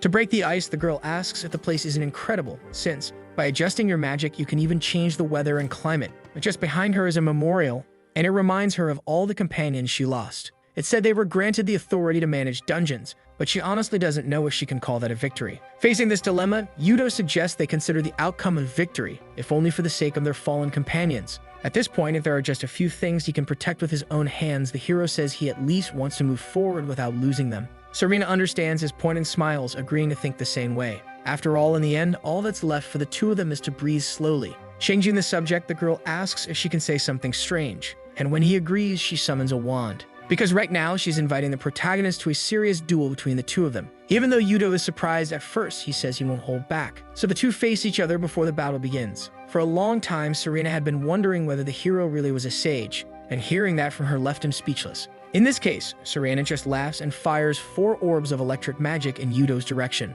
Noticing them approaching quickly, the protagonist dodges, prompting Serena to comment that this kind of instant prediction is really troublesome. Yudo, in turn, intends to first distract the girl toward the left side in order to create an attack from the right. However, his prediction told him that something like that wouldn't lead to success. Therefore, the hero decided to reverse the play and attack from the left, but even so, he didn't see himself winning, which naturally led him to retreat to come up with a better strategy. Yudo begins to panic, not understanding how the girl is surpassing his predictions. Then Serena asks if the boy can't even handle a delicate lady, to which Yudo responds by running in her direction, asking her not to play around right now. If the girl is reading his actions, the hero believes he can use brute force to disarm her. However, Serena keeps smiling without even trying to move, and that's because she easily blocks the blow with her magic wand. Quite proud of her strength, the girl points out that the hero's master is yelling behind him, prompting Yudo to ask how she knows that. But the girl's response is a kick straight through her opponent's defenses, launching him backward with force. And just as she said, the martial arts stage was angry. Serena finds the hero's strategy of jumping back to reduce the impact interesting, even laughing a little at it,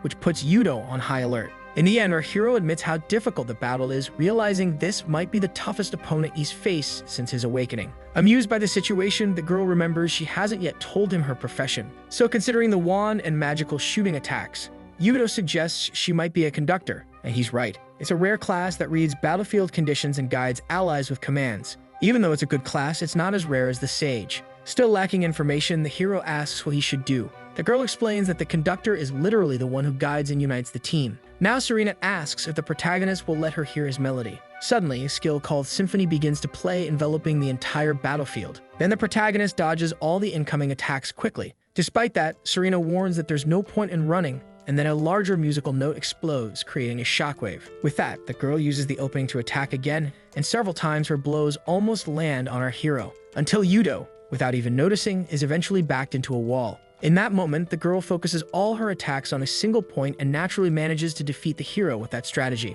Serena explains that in a duel, it's crucial to understand the rhythm, as well as the opponent's breathing and movement, because both in battle and music, there's a flow. So one must not let opponents do whatever they want, but instead perceive and control the opponent's movements. From that, Yudo understands that the reason his instant prediction wasn't working was because his breathing patterns were being read. But when it comes to what he should do to overcome this situation, the girl says the hero should already know, because she hears a beautiful sound inside him saying it wants to fly freely like an adventurer. Either way, the girl drops the conversation and prepares for a final strike. However, now that our hero stops to think about what was said, the sage contributes by telling him to enjoy his freedom and that she will be by his side. With a quick reflection, the protagonist manages to understand the meaning behind it all. Just like the girl read each attack's flow, rhythm, and timing, Yudo prepares to create a new flow with a completely free improvisation, and Serena immediately notices a change in the protagonist's behavior. With deep concentration, Yudo understands that he shouldn't be fighting in a way that worries others. In the end, he'd been carrying too much without realizing it, which made people easily place their trust in him.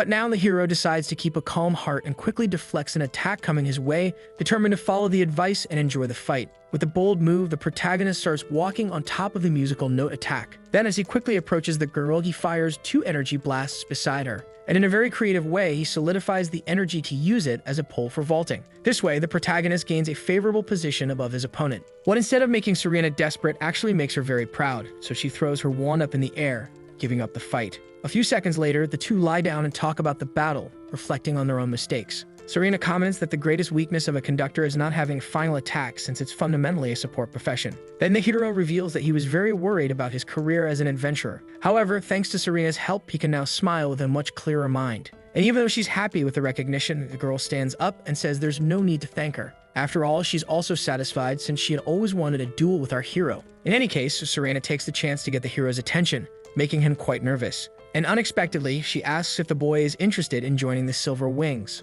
Honestly, she had wanted to say that ever since Yudo came to visit her in the hospital. It said that the guild's philosophy is to rise and fly into the vast sky without being held back by anything. So Yudo reflects on what it means for an adventurer to keep flying high. Either way, Serena believes that kind of mindset is perfect for the boy. But before anything else, the protagonist asks if he can make a request, and just as the girl agrees, Yudo asks that they don't stop him from continuing to move forward. After all, with the power he received, he truly wants to test how high he can climb to one day reach the greatest peak for an adventurer. With that, Serena simply extends her hand to seal the deal, because with a smile, she asks if they'd really be able to stop the hero, which makes him happy enough to shake her hand. And so, with both of them thankful for their meeting, Yudo became a member of the Silver Wings. At night, while the protagonist was asleep, he suddenly woke up in a strange dream. In a white room, he began to wonder where he was until he heard a voice calling him, much to his surprise. Yudo shouted, asking who it was, but all he could see was a massive gate sealed with chains. Even though it seemed bold, the voice claimed to be the protagonist's predecessor. Then a system message appeared,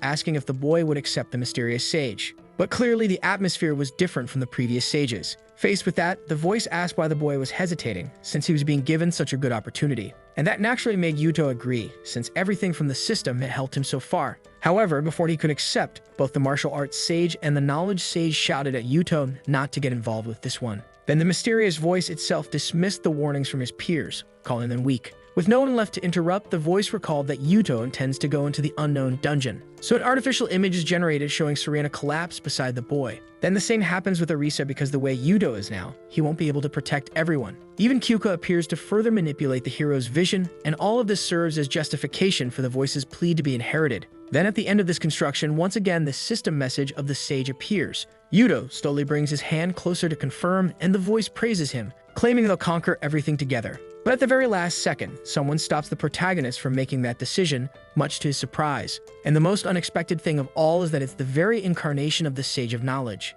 In this case, the sage inside the gate grows tired of the delay and breaks a gap in the seal to strike Yuto in his own way. But fortunately, our hero is pushed away by the same man who had helped him before. And so, as Yuto watched helplessly, the Sage of Knowledge was imprisoned in his place. Yet even in that situation, instead of panicking, all he said was light for the final successor. Until finally he was devoured into the gate, which then closed again after just a few seconds. The moment that gate closed, our hero woke up in his bed, startled, realizing it had been a dream. For now, he tried to understand what that dark figure was and who the other person had been. But in his mind, the image of the sage was vague and the memories felt hazy. The next day at the Silver Wings Guild headquarters, a meeting takes place with 6 members present. At the center of the table, Serena welcomes Yudo to his new guild. But before anything else, she asks the boy to explain what guild means to him. Then, due to his difficult past, the hero replies that it's basically a business that exploits adventurers with low wages, which inevitably leaves the girls feeling a little embarrassed. Either way, Serena explains that guilds are organizations that take on dungeon-related work.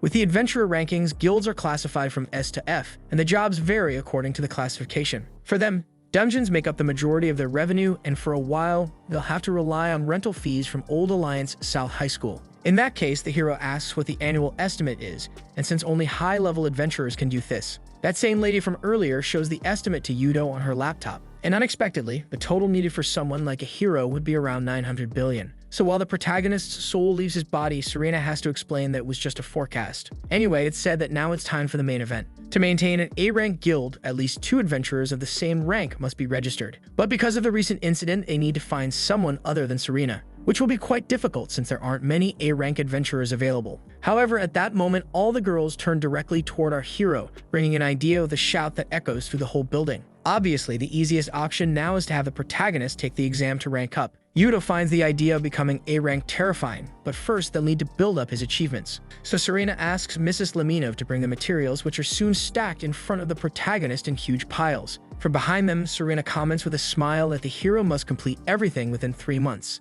So with that massive pile in front of his eyes, Yuto tries to seek some confirmation that the other girls avoid eye contact, which makes the hero think that Serena is a boss who oppresses her subordinates. Sometime later, in an A-rank dungeon called the Count's Dream Trace. Since our hero heard that Serena hired help for this mission, he believes he arrived early. But it's at that moment that Canada appears, saying it's been a while. Turns out he's the helper. To catch up, the blonde guy mentions that he joined the Abyss Guild as an intern. But he also says he can't afford to fall behind even a little, which makes Yuto worried about this competitiveness. Either way, Yuto says it's all pretty reassuring. And since no one's watching today, the hero says his partner doesn't need to worry about messing up for nerves. Though slightly irritated, the blonde keeps his composure and just advises Yuto not to hesitate like last time if he really wants to reach A rank, which makes the protagonist even more certain that he can trust him. With nothing more to talk about, the two decide to tackle this cursed dungeon. Sometime later, on the final floor of the Count's dungeon, the warriors face off against the boss. And in an instant, they get close to unleashing a super powerful combo strike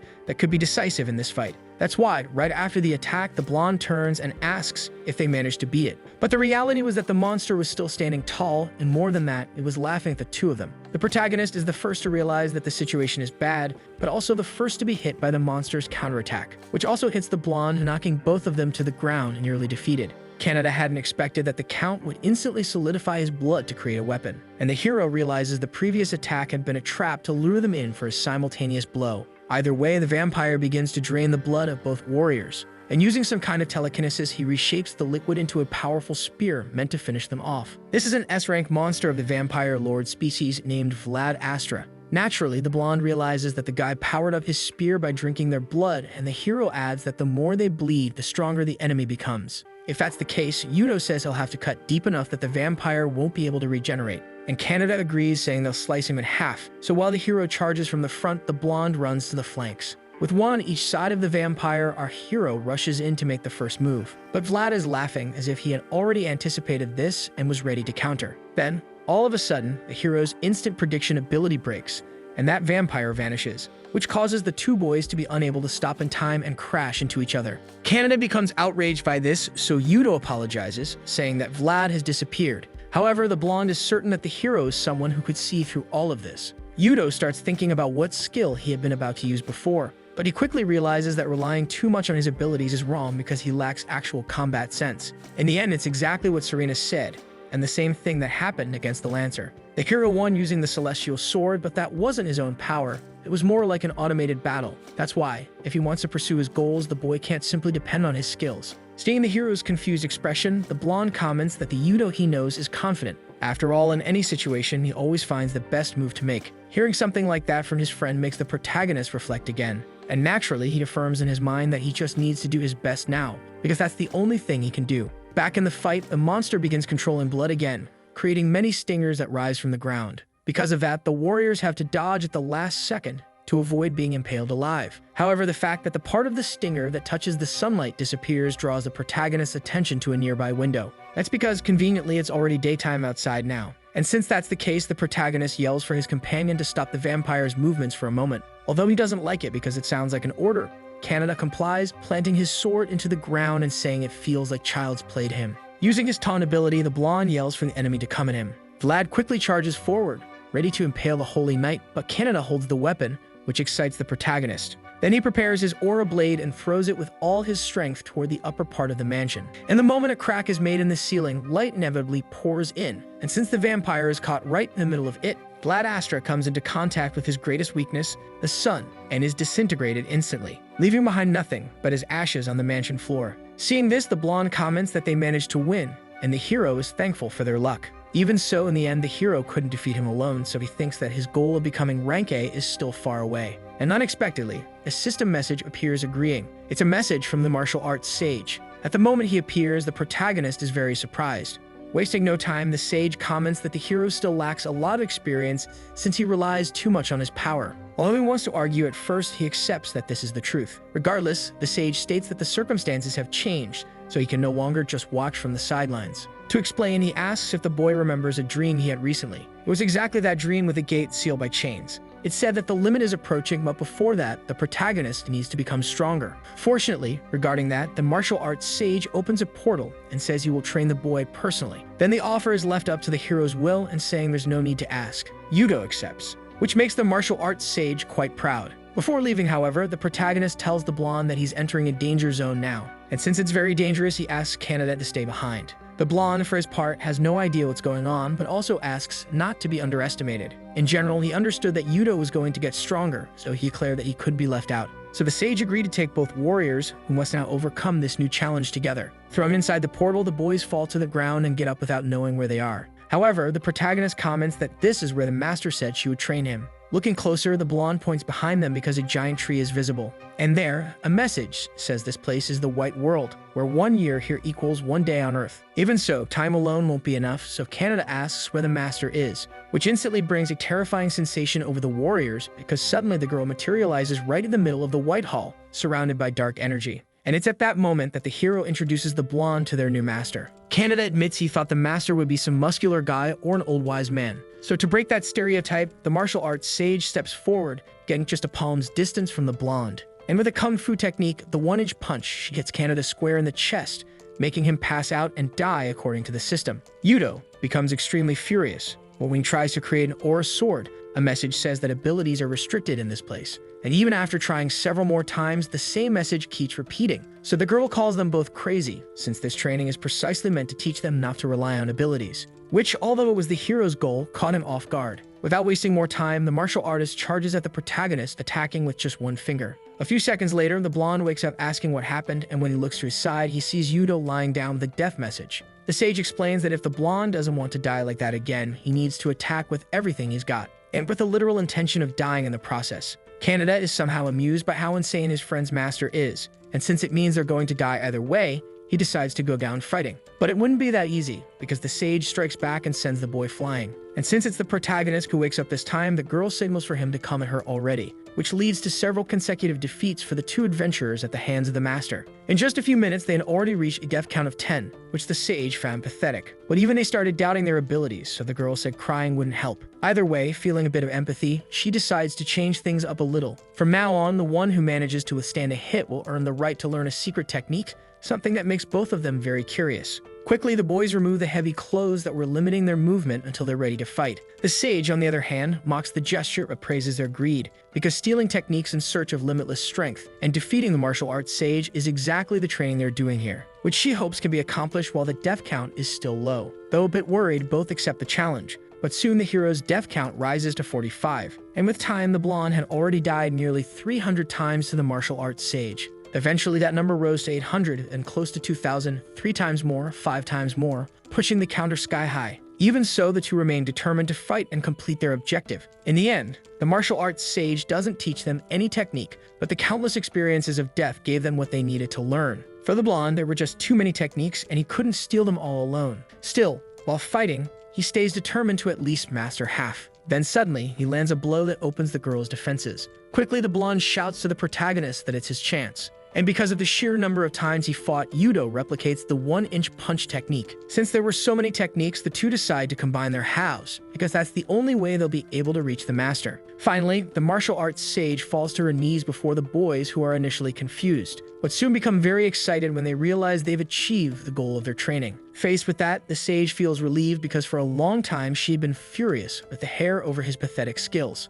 However, since the energy they now give off is completely different, the master has to admit how good the two have become. Wasting no more time, the sage asks if they should head back soon. And very enthusiastically, they agree, but not before getting a one-on-one win over her, which makes the girl pause to think, but then she bursts out laughing. And with that, she calls the boys forward, telling them to come at her again. Back in the real world, in the same dungeon they had left, it's already nighttime, so the protagonist asks how many hours have passed. The blonde comments that he's starting to feel jet-lagged. Either way, from a puddle of blood on the floor, something suddenly begins to rise. Then, as he observes the strange shape in front of him, the protagonist asks what it is. But no explanation is needed because soon the thing begins to float, and from the blood orbs, Vlad Astra reappears once again. which left both boys very surprised since the enemy was still alive. Even though it seemed like a desperate situation, the hero comments that it's perfect. After all, this is the best chance they could have to show the results of their training. The vampire, on the other hand, is irritated by the boy's confidence and curses in an unknown language. But while he's still talking, the protagonist appears in front of him like a lightning bolt.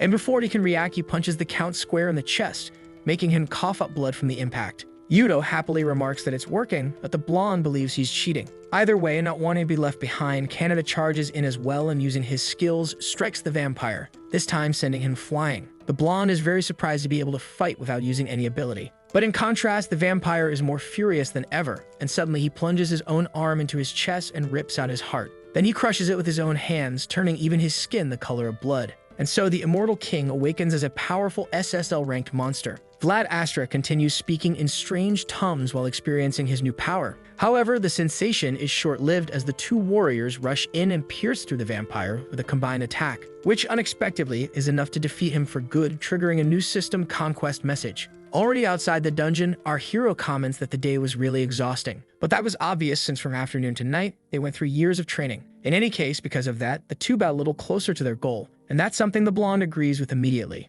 A little closer to the sea, Kaneda says he has something to share before the two part ways. It's said that a large-scale combat operation takes place every 4 years. And in that very operation, Kaneda will be participating, to the protagonist's surprise. Having said that, the blonde suggested it would be a shame if the protagonist didn't join, and so he stated that he'd be waiting for him. Then he said goodbye, claiming that the next time they met, they'd be rivals, something that made Yuto reflect. Later on, our hero finally arrives home where Arisa informs him that Suzuka is there to visit him. While the protagonist changes clothes, the friend apologizes for coming so late. So Yudo says he'll walk her to the station after taking a quick shower. But he doesn't notice that his muscular body now catches the attention of the two girls, who leave thinking this sudden change is very strange. Regardless, our hero takes his shower calmly, reflecting as he looks into the mirror. Before his training, the boy had a lot of trouble against Vlad Astra, but now he was able to defeat him in an instant. On top of that, he didn't need to use any of his skills, just his own strength. Therefore, the hero thinks that now he might be capable of aiming for bigger things like a possible S rank.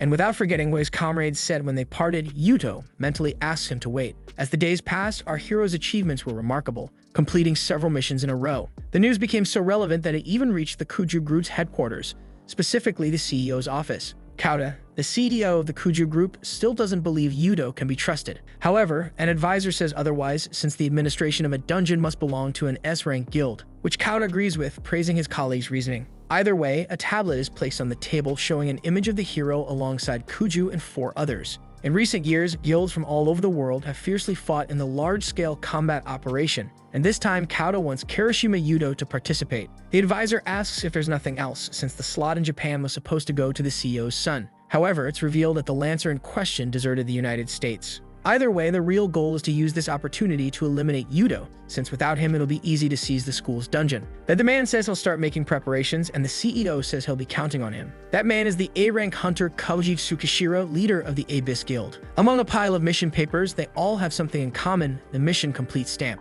Because of that, and with the deposits already empty, Serena comments in a meeting room that she always knew our hero had potential. But she really didn't expect him to complete everything in such a short time. Yudo is now a C-rank adventurer, and beyond that, the marketing is great since, despite more than 100 adventurers having signed up to participate, it was our hero who secured first place in the event called Next Adventurer. Yudo, in turn, says he didn't plan any of this, but it's proof that his hard work is being recognized. At that moment at 10:35, the phone in the place rings, and when Serena asks who's calling, she's surprised by the answer, because it's none other than Kaji from the Abyss Guild. As a special guest, the guy has a conversation with both the hero and the girl, and he doesn't waste time handing over a briefcase full of money to persuade Serena about his proposal. Kaji says it's a little gift for all the help, especially from the hero. Either way, the girl thinks that's still too much for a reward, and Kuji praises her perception. In fact, now he's going to show the real reason he came, and when they look at the laptop screen, both are shocked, because it's a summons for a large-scale combat operation. Knowing what this means, Serena panics, thinking he doesn't stand a chance.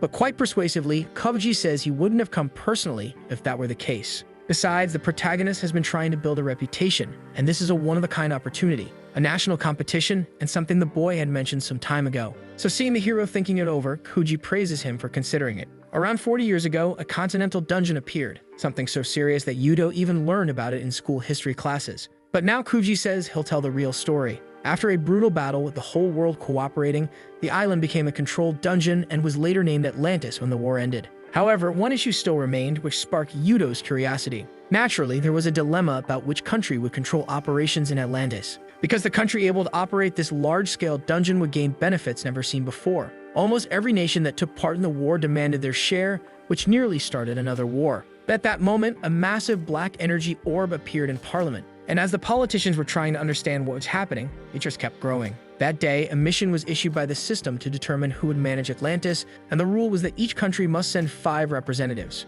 Hearing that, the protagonist yells out asking which country is behind this, but that's still unknown, and at the time, everyone decided to use it to their advantage. In the end, the rules of the mission never change. Each participant receives a badge with a number, and at some point, they are randomly teleported to Atlantis. Adventurers must then compete to steal badges while heading toward the center of the island. Yudo, in turn, asks what's in the center, and Kuji explains that 8 doors lead to the main arena. So only the 8 adventurers with the most badges can pass through to the main event. Basically, it's a race, but if someone runs too fast to the gates, they might be overtaken by competitors with more badges. In the end, it's a tactical battle, and obviously, if an adventurer doesn't meet the requirements, they'll be eliminated. All 8 winners will fight until one remains, the representative of the country that will manage the dungeon. Then the hero asks why they don't just send S-rank adventurers. Serena explains that participants must be under 25 years old, so not only are there few strong adventurers at that age, but the guilds don't want to risk injuring them. However, reaching the final stage will earn a person recognition as an A-rank adventurer, and the winner will receive an international S-rank license. So Serena immediately recalls the Silver Wings philosophy, and considering they never let opportunities slip by,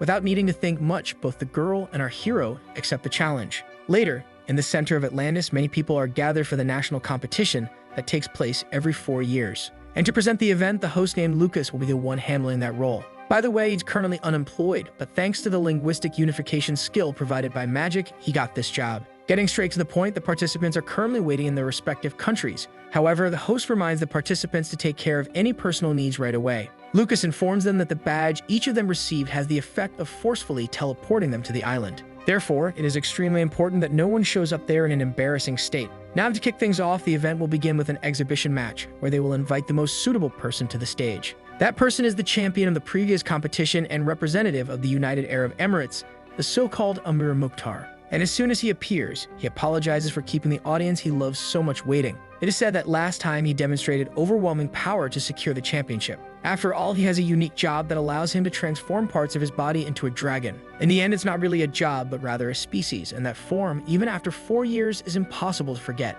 Before anything else, Lucas asks if Amir has anything to say to the world and to the adventurers. But for some reason, the man doesn't respond, leaving an awkward silence in the air. That is until he suddenly acts, grabbing the camera with his claws unexpectedly. Looking directly into the lens, he says he's not satisfied with his previous victory, because what he seeks is the #1 spot in the adventurer ranking. It's also revealed that today's opponent is someone he personally invited, and that there's no need for teleportation, because he's already right above them all. From a high-speed jet, the greatest adventurer in the world descends without a parachute, landing in the middle of the arena completely unharmed. This is the hero known as James Blood, representative of the United States. While watching on TV, Yudo, who seems to be a huge fan, is in awe. Suzuka, surprised to see him in such a setting. However, the fact that the hero is so fascinated is a bit strange. Staying that, Serena asks Sarisa what's wrong with Yuto, and the sister reveals that lately he's been researching the fighting styles of other adventurers. And that's exactly why there's so much James merchandise around the place. Yudo definitely became a fan, and now watching the fight between the two is like a dream come true. Back in the arena, Amir comments that he's been waiting for this moment for a long time, and immediately charges forward, saying that today he'll knock him out before the bell even rings. The shock of the attack causes a lot of surprise among viewers, but it's clear it doesn't cause any damage to the American. With mockery, James asks if the Arab could feel the size of America. But even without landing the blow, Amir doesn't get discouraged and just steps back a little. Because if James's size is the only thing he has, Amir transforms completely, saying he won't hold back anymore. Both paws and a tail are formed, and with his full form, the adventurer declares that he's coming in with everything. But the American remains unfazed. Instead, he raises his arms and calls for support from the citizens. And with the power of the United States, a patriotic outfit begins forming around him until James strikes a masculine pose in his gear, which makes Amir very excited. Without wasting time, James leaps with all his strength, practically vanishing from the arena until reaching Amir's flank. But already behind him, he calmly assures him that he's willing to have an exciting battle between the two for the audience. So faced with everything, Lucas panics, but better late than never, he yells to officially begin the exhibition match. Still behind the opponent, James says they're going to make the most of it and then lands a powerful blow that Amir unexpectedly manages to block. This time, the Arab is the one who boasts, asking if the American can feel the power of the Middle East. Either way, James says what matters is intensity, so Amir asks if the adventurer can keep his cool after the next attack. Like a true dragon, the previous year's winner unleashes a breath of fire. James comments that he doesn't really mind dreamer-type men, but in response, he launches a barrage of punches that disperse the flames, which sends him flying back the moment he gets close, carried away by the wind. James has the profession of hero, which gets stronger depending on the number of supporters. So to block the flames with just the air pressure of a punch, that's truly absurd. Lucas, for his part, continues narrating with excitement because this time it's a fight between the strongest in the tournament and the strongest in the world. Commenting on his opponent's profession, Amir says he seems very confident in his own power. Then James replies that since the United States is the most powerful nation in the world, it's only natural for the person who carries the will of its people to be the same. In that case, Amir states that he'll fight the American on his own terms because he needs to defeat him at his peak. What the Arab suggests is that they settle this with a simple strength contest, and obviously James doesn't refuse to take part. Before the battle resumes, their fighting spirit seems to overflow. Amir says he's now going to show his final technique, one worthy of someone as great as his opponent. So quickly, wings grow from the dragon's back, making him take flight above the arena. From up there, Amir asks if the American has the courage to take the attack head-on. Still as confident as ever, James simply tells him to bring it on. With that, the Arab gets even more excited to fight and charges down, engulfed in his own flames. In just a few seconds, he strikes the American's guard, which holds off the charge with full strength. But even so, a shockwave of energy bursts out, sending the announcer flying. A huge cloud of dust, along with small stones, also hits the spectators in the stands. Most importantly, after that charge, James admitted the incredible power of Amir. However, the fact was that the American had completely blocked something that, at first, shouldn't have been possible for a human being. More proud than ever, James advances, thanking him for the fun, and lands a punch right in the dragon's face.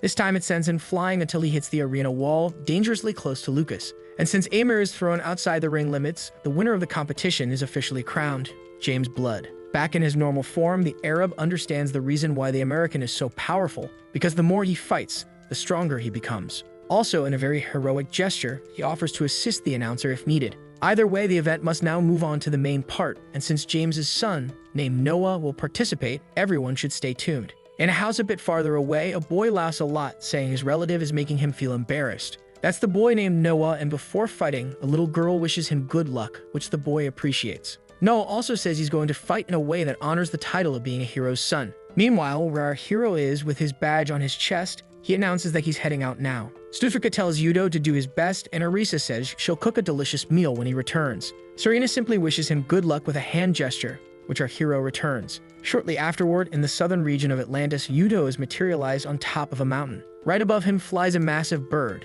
and next to him stands a giant lizard. This is Atlantis, and for something like this to appear out of nowhere, the hero comments that dungeons are truly incredible. Either way, as he closes his eyes, he senses that there are 50 people. And even though they've been discreet since earlier, Yudo tells these hidden individuals that they don't look like referees. So with their positions exposed, 5 assassins emerge from hiding to try and eliminate our hero. Back in the center of the arena, James asks the host if the event should start now. Then Lucas announces that the great mission with over 1,000 participants, named the Conquest of Atlantis, officially begins now. Back to our hero's perspective, one of the assassins comments that they must have ended up there by coincidence. But since the guy isn't even trying to hide his hostility, Yudo just laughs. Either way, the hooded man says there's no need to be so cautious. After all, the competition has just begun, and he wastes no time attacking. Unfortunately for the assassin, Yudo reacts instantly, and all he manages to find is the protagonist's fist landing squarely on his face. The assassin is slammed into the ground and defeated instantly, which earns the hero 1 badge.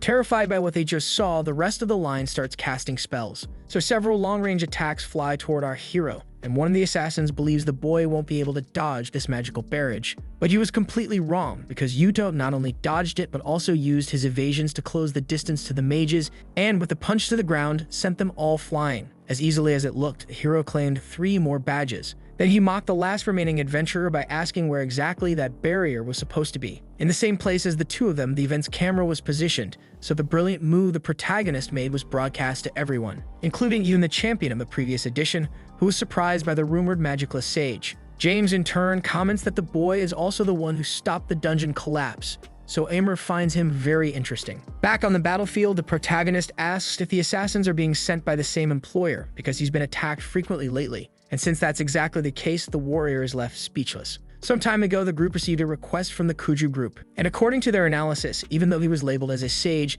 the hero specialized in close quarters combat. Moreover, since his combat abilities were supposed to be at most B class, the assassins felt quite at ease. Therefore, the CEO shouted that this wasn't a game. But in any case, the fact was that whoever killed Yudo would receive a generous reward. So obviously, this wasn't a risk-free deal. Since the money was enough for all 5 of them to retire, an excuse for failure wouldn't be acceptable. That's why, behind the scenes, it was arranged that they would be teleported to the same location, and the results had to come quickly. Back in the present, the assassin stammers, complaining that they hadn't been informed about any of this. He also yells, saying that the protagonist's rank was supposed to be only B class. Then Yudo explains that he didn't lie on the promotion exam and that he's always fought at his best. Therefore, the only explanation left is that his opponent unfortunately misjudged the true potential of his power. From a distance, another adventurer watches all the destruction caused by the protagonist's attack. Holding a badge in his hand, he comments that things on the southern front seem to be getting interesting. Then he holds up the coin and asks if his companion doesn't think so too. What's strange, however, is that this companion turns out to be a giant monstrous feline.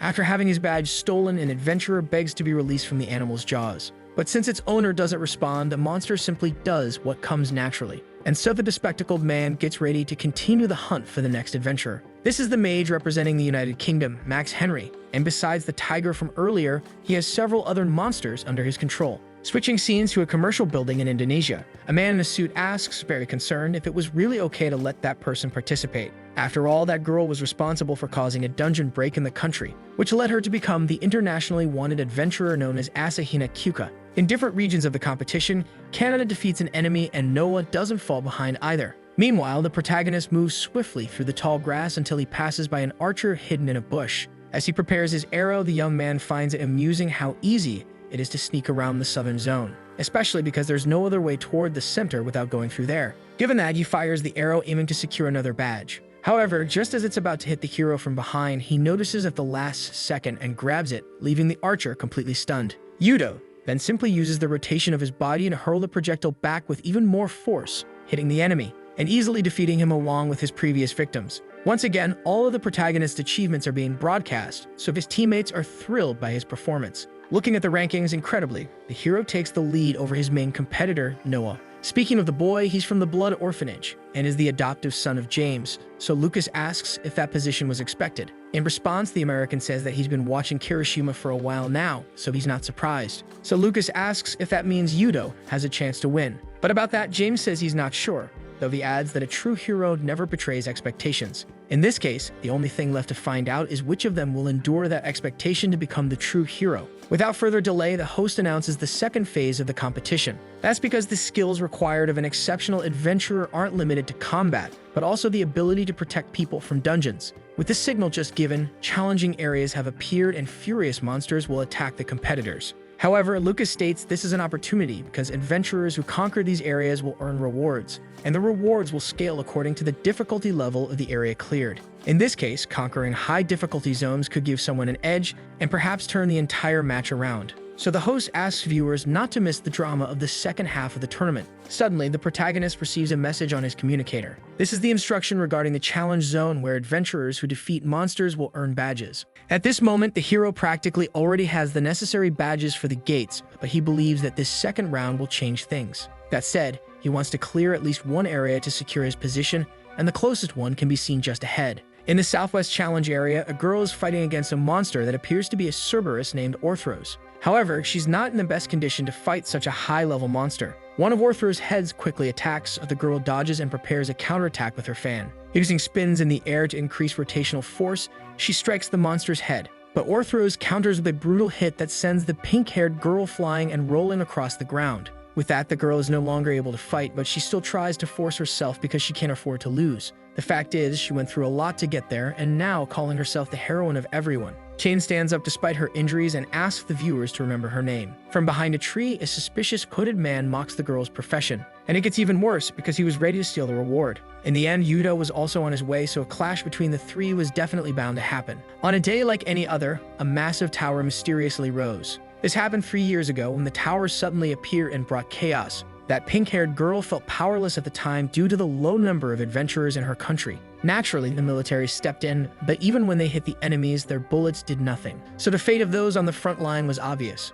Among the military, others helped with evacuation, and while the population panicked, in the middle of all that chaos, the girl was there too. Shortly after, the citizens finally saw a way to escape by sea. But since everyone was panicking, there would definitely be collateral damage. Kin's friend, on the other hand, didn't think twice before yelling at her to come with her. But what the girl was thinking now was, where could they even run on such a small island? Her friend was certain that no one there could fight the monsters, yet Teen was still deep in thought. At a certain moment, while parents ran with a little girl, she dropped her toy. And because it was an important doll, the girl ran back to get it, leaving both her parents and Teen desperate. Especially because just ahead was a massive monster that, even before the girl reached it, stomped and destroyed the doll. So in front of that, holding an identical doll in her hands, Teen couldn't hold it anymore, and simply started running to resolve it in her own way. Since she was very little, there was a cool and very cute heroine from a popular anime. And the most important thing was that Teen looked up to her and wanted to be just like her. Because of that, this time the girl ran to the child without hesitation, and gave her the doll, saying it was a present, which made the little one happy,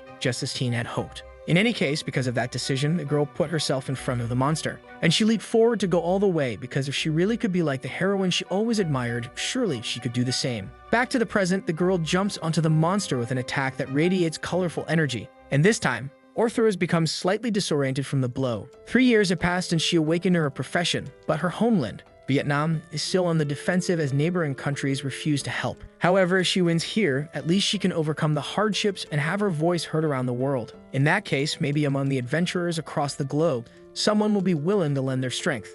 Back in the fight, the monster charges at full speed, and although she feels pathetic for relying on others, the girl declares she'll manage it. So she jumps once again, and using another one of her previous spins, attacks the monster with even more determination, which luckily works this time.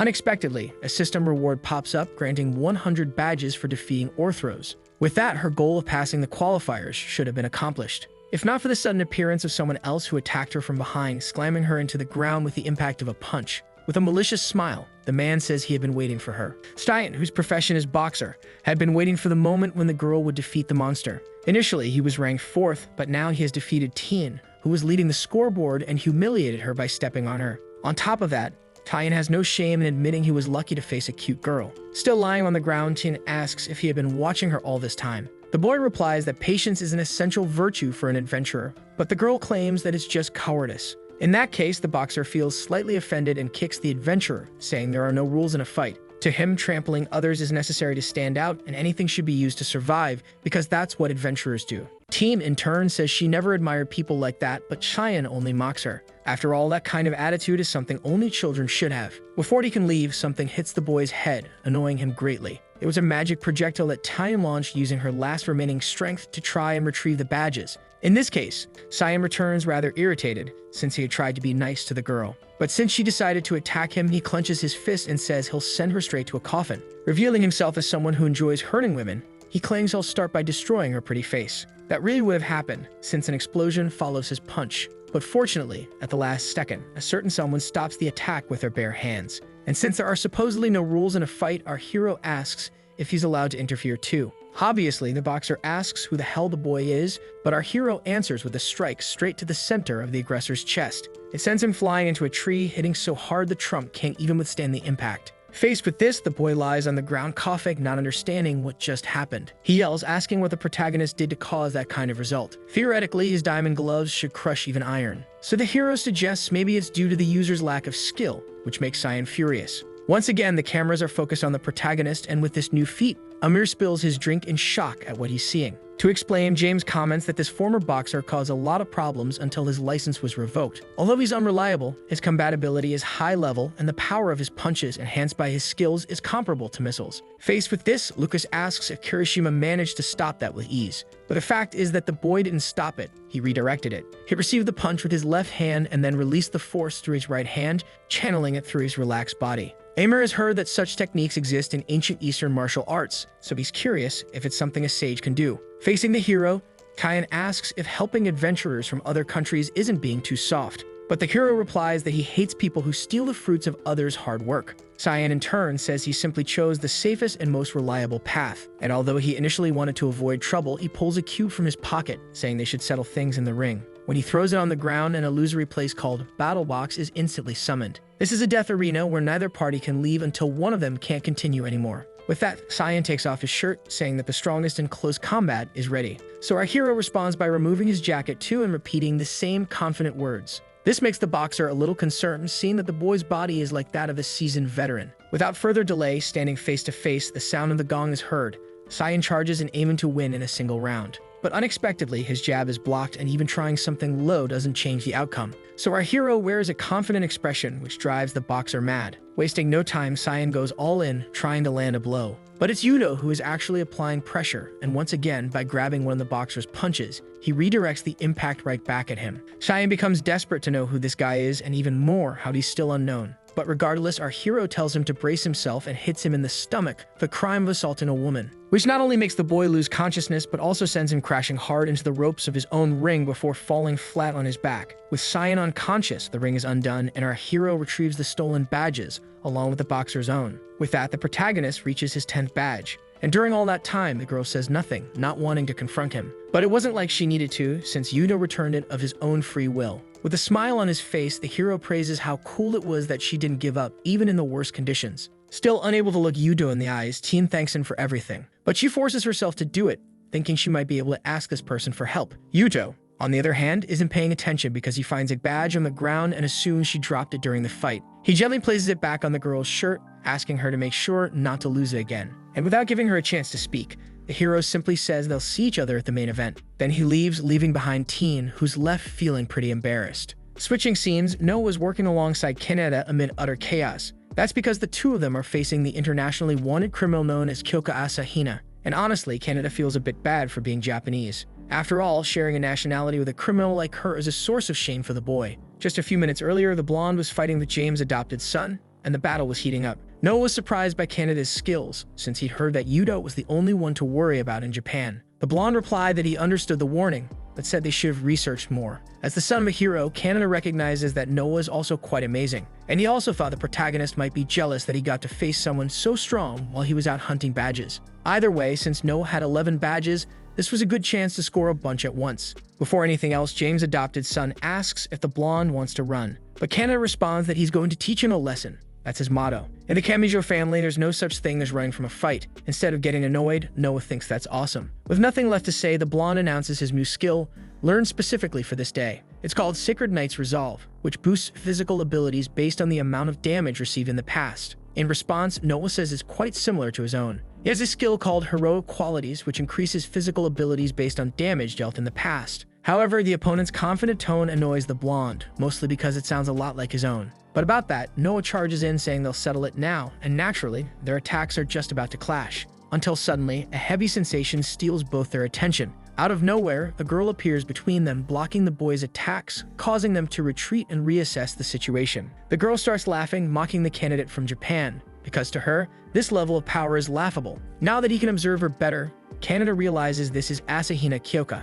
After blocking the attacks of two of the top candidates with ease, Lucas introduces her as the representative from Indonesia. But even he only now realizes that this person is Asahina, and the same goes for the spectators on the panel. At this moment, she should be someone internationally wanted, but upon checking the system, everything becomes clear. The truth is that the girl threatened the Indonesian government to be forcibly registered as a competitor, and since the final decision rests on this island, no human authority can intervene. James, for his part, laughs a lot, not caring about the past of someone who wants to compete. But laughing off the situation isn't how Amir wants to handle this inconvenience, especially since that person was responsible for a dungeon collapse in his country. Naturally, the Arab wants to eliminate her right then and there, but James wisely stops his companion, to his surprise. In a very mature tone, the American states that they're in the middle of a tournament, and they don't have the right to interfere. Besides, James genuinely wants to watch the fierce battles of the new generation of kids. So even though he's really pissed off, Emir understands and joins him to watch. Meanwhile, at the protagonist's house, Suzuka falls out of her chair when she sees who that person is.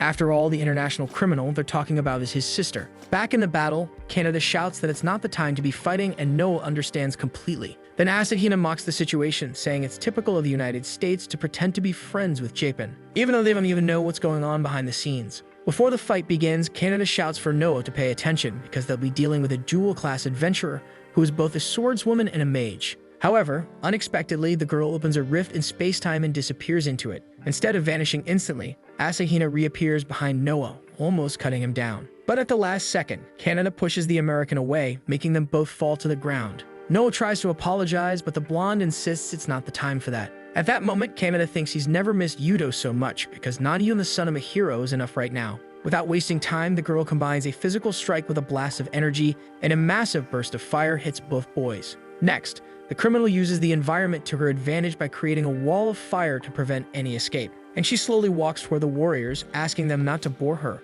After all, she's here to have plenty of fun. At first, the girl stores her sword back into the spatial rift, and while casting magic, tells the boys to fight with some enthusiasm. Leading the defense, Kaneda speaks with Noah to make sure they cover each other's blind spots. Quickly, the blonde charges in, saying he'll open the path. At that moment, all Kaneda can think about is the training he had with Yuto. So while the girl fires off dark energy blasts, he remembers how his master's strikes are still ingrained in his sword. Because of that, Kaneda doesn't fear advancing against her attacks. After all, now is the time to show the fighting style he created, so those training days won't have been in vain. He then draws another sword from its sheath and envelops both in electric magic, demonstrating his power. Asahina, in turn, finds it very interesting to see a holy knight dual-wielding swords, but she responds with even more attacks, wanting to see how far the boy's abilities will go. Surprisingly, even while concerned about the situation, the blonde keeps defending himself. This gives Noah a chance to advance from behind without worrying about being hit by magic blasts. And within seconds, the moment finally comes for the blonde to open space for the hero's son, who prepares a powerful punch,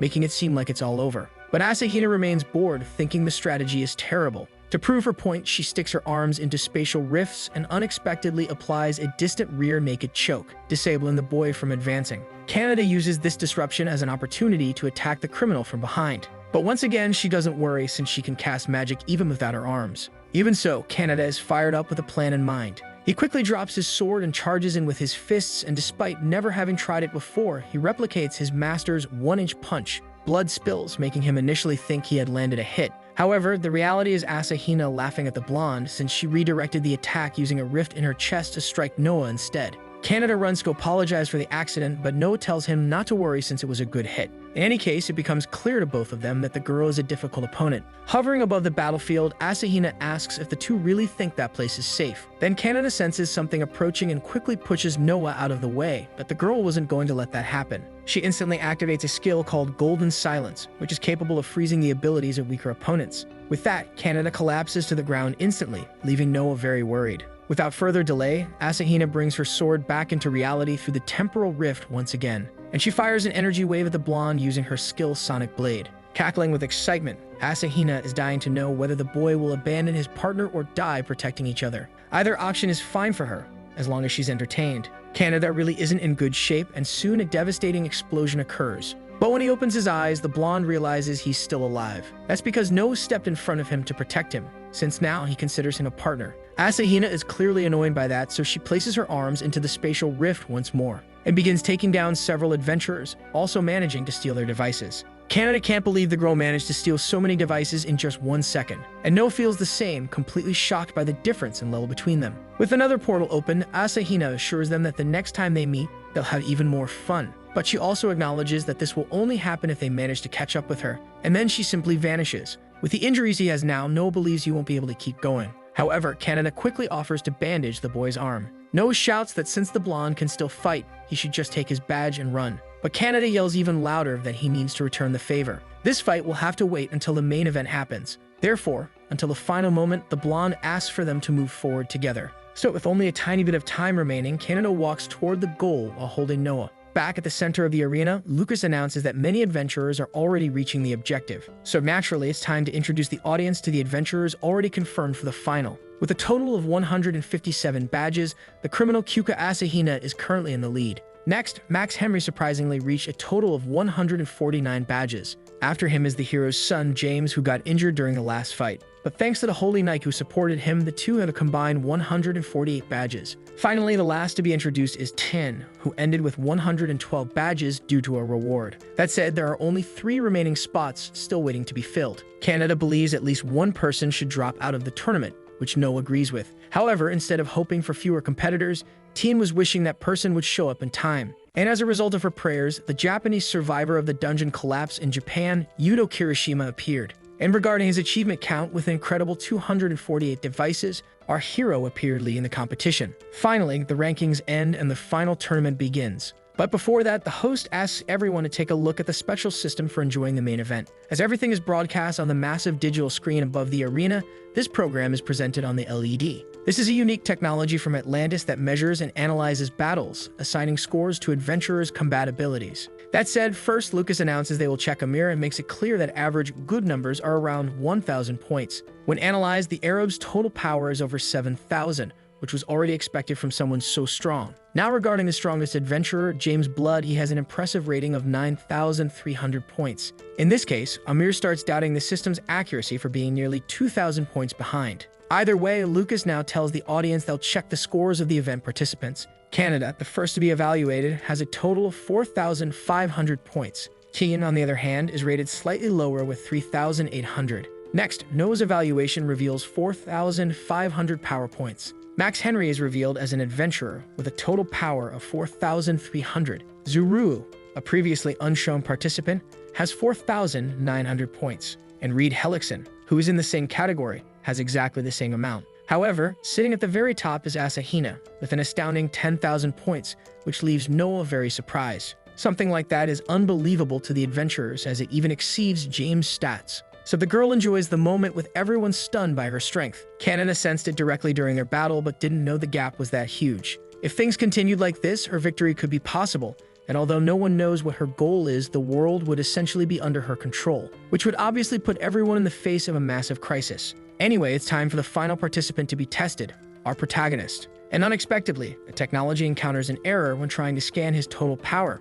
At first, Lucas gets worried, thinking it might be a system malfunction. But our hero believes it's the work of the successor, who's hiding his power. Incredibly, the spectators interpret it as a sign that Yudo's power is so massive that it can't even be measured. In this case, Yudo feels relieved, though Canada doesn't understand what's happening. And from James to Asahina, they all get excited. Max, on his part, can't believe the results, especially since just the boy's physical strength alone already gives him 4,800 points. Therefore, the Brit firmly believes this is the person everyone should watch out for in the tournament. With a shout, Lucas announces that the true power of the hero will be revealed when the match begins. Therefore, the tournament bracket that everyone has been curious about is now revealed. And since our hero will face the winner of the first battle, he looks at Canada, because if the blonde wins, they'll meet in the semifinals. In this case, the two get serious about it, and until then, no matter what happens, they both assure themselves they won't lose. Without further delay, the first part of the tournament will take place between Asahina and Noah, who are favorites to win. Obviously, the boy is nervous about stepping into the ring with the girl, but that's when Canada comforts him, telling Noah to do his best. And even though he's still not very confident, he promises to make the fight count.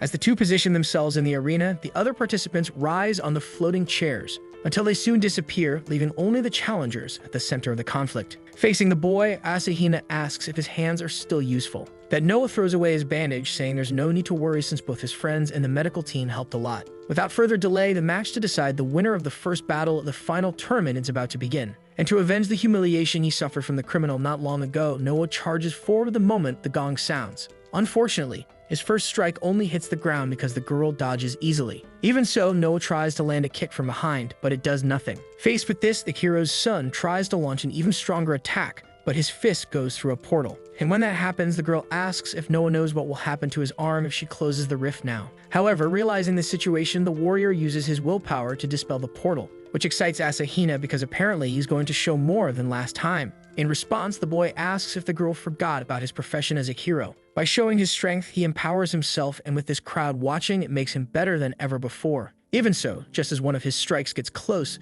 the girl defends herself with a large-scale spell, which not only hits the boy, but also sends debris flying toward the stands, even making a child seek safety in their father's arms. Faced with this, Asahina asks if the so-called hero isn't going to help the public. But since this is a 3D hologram, the boy says that real bodies won't be harmed, which causes James to react with a bit of disappointment and Asahina with deep boredom. This time, the girl is the one who advances, pulling her sword from the time rift, but the boy blocks it at the last second. Still, little by little, the warrior's strength starts to weaken more and more, and the criminal's finishing strike drags Noah, shattering the arena floor. For someone who brags about being a hero, Asahina says he's nothing. And without wanting to explain, she simply raises her weapon, saying he doesn't need to understand everything. But she also makes it clear that she doesn't need a fake while summoning dozens of black energy orbs. Noah, on the other hand, still has to figure out what she means by not needing to understand. But already fed up with it all, Asahina bids the boy farewell by launching all those attacks at once. and when his health bar reaches 0, No burns with pain until he falls face first to the ground,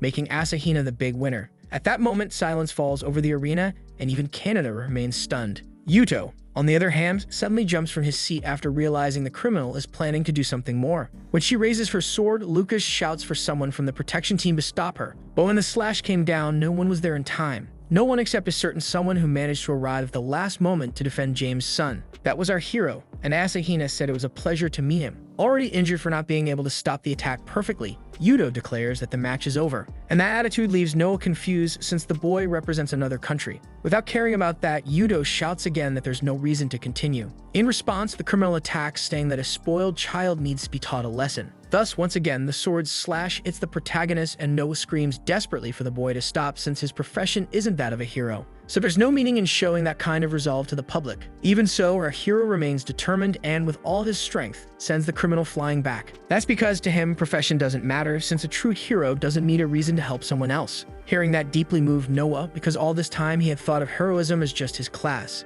Asahina, on her end, explains that she was kind of bored but wouldn't mind cutting down the boy instead of his friend. So the protagonist declines that invitation, since the two of them are already set to face off in the final. And since Asahina is someone who always saves the best for last, she agrees to wait a little longer. Thus, once again, the winner of the first match is crowned, and fortunately, Noah is taken to the medical station alive. But before leaving, Noah calls the protagonist with his last bit of strength and thanks him from the bottom of his heart. Back at the presentation, in a stroke of bad luck, Yuto is chosen to participate in the next match. Concerned about his friend's condition, Canada shouts for the hero to go get treatment right away. However, Yuto sees no need for that and exchanges a smile with a blonde, saying he'll use his motto to his advantage. Back in the seats reserved for the next participants, Max receives a messenger animal that says Yuto should open a certain door. And in that case, he wonders what's on the other side, suggesting maybe there's a princess in distress. Noticing the Brit talking to an animal, Canada gets curious about what he's doing. And back in the arena, as the ring is being set up, the host raises the question for viewers. Will Yuto actually be able to fight? Zuru, who is kneeling, comments that although the battles are ruthless, he won't dishonorably focus on the injury. The hero appreciates the kindness but asks him to fight seriously. Although the protagonist stopped the bleeding using magic, his right arm is now useless. And without further delay, just as the host declares the start of the second match, Zhu charges forward at high speed. Contrary to what he said earlier, the warrior's attack is quite cowardly. Teen yells that it's unfair, and Canada sarcastically points out how obvious that is. Back to our hero's perspective, he dodges several kunai being hurled at him. Then he questions what made Zhu change so drastically. Yuto shouts, reminding him that he told him to come at him seriously, and slams the ground mid-sentence, sending rocks flying across the arena. And very cleverly, they act as a shield against the opponent's kunai. Using this opportunity to his advantage, Zhu appears from the flanks. With a devious smile, he explains that his profession is assassin, which allows him to summon infinite hidden weapons. Yuto, in turn, replies that he talks too much and might not be suited to be an assassin. Zhu's massive shuriken clashes with the protagonist's fists, cracking the weapon and forcing the warrior to retreat. Faced with that, Zhu admits the protagonist is strong, even while injured. Therefore, Yuto says he's honored because he's truly happy to be fighting the world's greatest adventurers. But despite praising that spirit, Zhu says playtime is over. Suddenly, right in front of the hero, a window appears showing a very troubling video. That's because, in the exact location where he left for the tournament, that S-rank Lancer was standing with his companions. As the protagonist suddenly stops moving, the host questions why. And finally, as he reveals the reason he's there, he was hired to kill Yuto. After shaking the boy, a strike lands, and since the lives of his friends and family are in their hands, Zhu believes the hero understands the meaning behind it. Even so, the hero's allies don't understand what Yuto is doing, and others don't even care. In the end, Yuto finally realizes that the Kujo group is truly the one behind all this. If it were just about him, he wouldn't care. The situation is different when it's the people he loves. On top of that, while he's distracted, the warrior takes the chance to rush behind him for a finishing blow. However, even now, something Yuto sees on the digital screen restores his confidence. So just before the attack can land, the hero suddenly turns toward the assassin and lands a powerful punch to his stomach.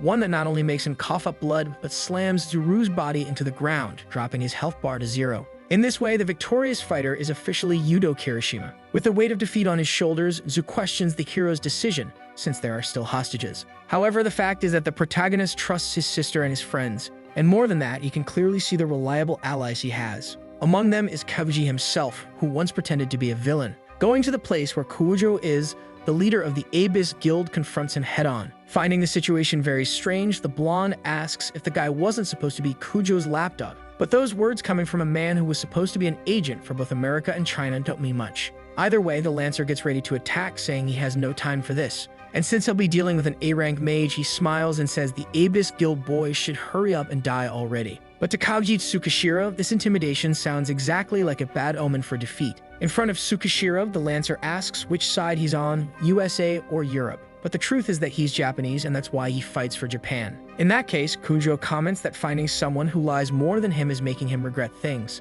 Still, putting that aside for now, the Lancer says the boy will have to die and charges at him. In response, Kuji summons a kind of virtual keyboard, creating a barrier in front of him. And unexpectedly, a rope-like construct appears, grabbing the blonde and throwing him out of the building. However, as an S-rank adventurer, Kujo spins in the air until he manages to soften his fall with ease. Still, Kuji follows him to the street, saying the room is too cramped for the two of them. In any case, the blonde believes that the rumors about the Japanese guy being a mage are lies, since someone that smart wouldn't have such a common profession. And in fact, that's true, as the Japanese man's real job is programmer, capable of rewriting possibilities. As he creates new events with his ability, people may call him a mage. In this case, using a spear illusion, Kujo claims he can do those tricks too. But confident in himself, Kuji says the adventurer will find out for himself if it's just a trick, which the blonde believes is nothing more than a pathetic bluff. Still, at the moment the illusions meet, one is blocked by a knight-class copy, and the other two are completely restrained by immobilization magic, giving space for the knight to finish them all at once, leaving the blonde extremely frustrated. What was most bizarre to him was that the Japanese guy was supposed to be just A rank. Therefore, forcing himself to win the fight, he charges forward again, defeating all the clones and stopping right in front of his opponent. Trying to end the battle, the Lancer jumps high and from the top of a pole infuses magic into his weapon. Then, with a look full of hatred, he tells the Japanese guy to head to the afterlife and throws the spear with all his strength, which leads Kaoji to react by closing his eyes for some reason. Sometime in the past, Kaneda couldn't believe that Kujo Kimitaka had killed his own wife, and worse than that was the fact that Kujo served the man who did that to his mother. But to Kaoji, that was expected from a demon of vengeance, as even his father knew about it. Either way, by making the protagonist participate in the Atlantis tournament, the Japanese man made it clear he could begin his counterattack too. And that was exactly what he now intended to start doing. With a bow in hand, Kuji comments that he hopes to have a good relationship with the blonde and fires a powerful arrow that collides with the spear. Unexpectedly, the arrow deflects the weapon far away, continuing its path until it hits Kujo directly, bringing unbearable pain. Until a few seconds later, the blonde falls to the ground defeated. With the victory, Kuji announces that he implanted a non-violence program into the blonde, so for a while he won't be able to hurt anyone. Back on our hero's balcony, the three girls are impressed that such a strong adventurer was defeated so easily. In the end, Suzuka understands that this is the true power of Tsukishiro Kaoji. Even on the ground, Kujo tries to summon his weapon again, which doesn't work. So he gives up, starting to throw a tantrum, saying that both he and the hero are lying adventurers. And he doesn't hold back from complaining about how bad the reputation of S-ranks is getting. Either way, even there, a message appears declaring Teen as the winner. Back in the arena, the girl jumps on top of Yudo to celebrate, surprising his sister and Serena, but infuriating Suzuka. For the next fight, Max will face the Holy Knight Kaneda. But suddenly, a book in his shirt pocket begins to glow, and the boy laughs, asking to wait a little longer. Given his next opponent, he believes something very interesting is about to happen. Finally, the final battle of the first phase of the main tournament will take place between Kaneda and Max. And the crowd's cheers don't stop for this match, as both are very popular among the ladies. Before anything else, Max says it's an honor to fight such a fun opponent. And since he doesn't understand what the Brit means, Kaneda simply warns that he'll go all out, which Max doesn't mind at all. So he pulls out the book he was talking to earlier from inside his jacket and opens it, revealing it to be a sort of grimoire filled with monsters. With the pages open, the boy summons a giant octopus just as the announcer declares the start of the match. Max asks the Holy Knight to make things fun for him, which despite the terrifying beast in front of him gets Kaneda quite fired up. The monster quickly prepares an attack, but the blonde dodges. His opponent's profession is that of a mage, and while it's a common class, his specialty lies in the grimoire that controls spiritual beasts. Therefore, if the boy manages to destroy that book, he could end the battle quickly. When it's time to strike, his attack is blocked, to Kaneda's surprise, as he didn't expect such a fast reaction. And with the boy's sword stuck, he gets hit by a tentacle from the beast that nearly throws him out of the arena. With pride, the Brit comments that an octopus is made up of 100% muscle and is stronger than it seems, saying the fun will start now. Suddenly, the beast begins transforming to Asahina, leaving the blonde totally confused. And even Lucas is lost, shouting to the audience that this is completely unexpected. This even prompts the real criminal herself to call out Max for pulling weird tricks. Regardless, the Brit says the blonde is quite an interesting person. He asks if the boy is already familiar with the octopus imitation skills. and explains that this ritual causes a monster take the form of the opponent's greatest fear. Then he asks if Asahina is a trauma for Canada, startling him, but he quickly responds by charging straight toward his fear. Their attacks collide instantly, and the blonde is shocked to realize that the copy's power rivals the real one. Even so, Canada thinks that this Asahina shouldn't be capable of using her actual skills. But when he attacks, the idea proves wrong, because she splits through a portal. And to everyone's surprise, she suddenly begins replicating all the criminal's abilities. From atop the floating seats, the strongest adventurers carefully analyze everything. Upon realizing that Max was hiding this ability, James starts to piece something together. Then, noticing the American nearby, Amir comments that many in his continent revere the boy as the true adventurer. That's because the truth is that guy has a dual profession, just like Asahina, which confirms James' suspicion. Amir believes that his class is Traveler, literally the only adventurer in this world who can travel to another dimension freely. In that case, James understands where all these skills were learned, but he also thinks a simple duel like this might be a disadvantage. And although he agrees, Amir says the whole situation is very strange. Theoretically, a simple mimicry technique shouldn't be capable of copying abilities. That's why, taking a pause in the arena, Canada tries to recall everything so far, and after making some connections, an idea finally comes to his mind. Wasting no time, the blonde slams his sword into the ground and removes his armor without hesitation, prompting Max to ask if he's giving up the fight. Of course, the blonde denies it and says he's simply acting according to his principle, which is to never run from any opponent and to always believe in his own strength. Before the boy can understand, Canada takes a martial arts stance, then dashes at high speed, leaving Max amazed at his opponent's capability even while unarmed. Although he rushes forward, the girl's copy manages to dodge a punch by splitting in half. But Canada yells that he won't let the octopus escape either, and with another punch at the portal seam, he breaks the illusion, striking the monster and leaving the Brit speechless. With a single punch, Canada knocks out the giant octopus, causing great surprise in the commentary. However, the blonde soon explains that the moment he mimics the octopus, he starts becoming transparent from the head down. Therefore, when he mimicked Asahina,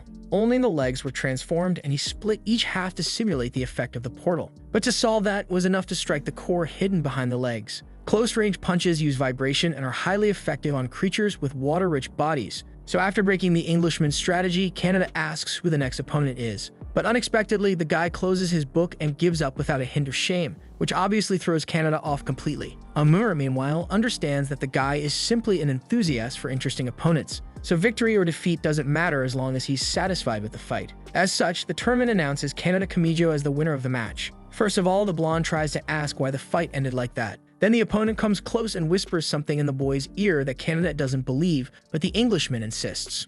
Either way, Max says goodbye, telling him that until they meet again, he'll leave that gift with the boy. And after accepting it, Canada comments that Max can be even more annoying than Yuto. Finally, the much-anticipated first phase comes to an end, and the semifinalists are shown on the big screen. So the question remains who will advance to the finals, and Lucas tells the viewers to stay tuned. Meanwhile, Canada, on the floating chair, looks at that gift and vows he will win the next fight, especially because he needs to do that in order to save our hero. After a long time, the tournament begins to enter its final stages, and the next match happens to be between two Japanese competitors, which means Japan will go to the finals either way. However, only one person must be the one to bring true honor back to the country, and now it will be decided who will take on that role. With his companion in front of him, the protagonist comments that the time has finally come. So Canada responds that they should settle this once and for all to see who's stronger. Now, as the two boys advance, the first semifinal match begins. With his first move, the hero strikes the ground, creating a dust barrier that blocks vision. And from that, he takes advantage of the unpredictability to throw rocks, which the Holy Knight cuts in half. However, that was just a distraction for a close-range strike that hits the blonde's defenses right away.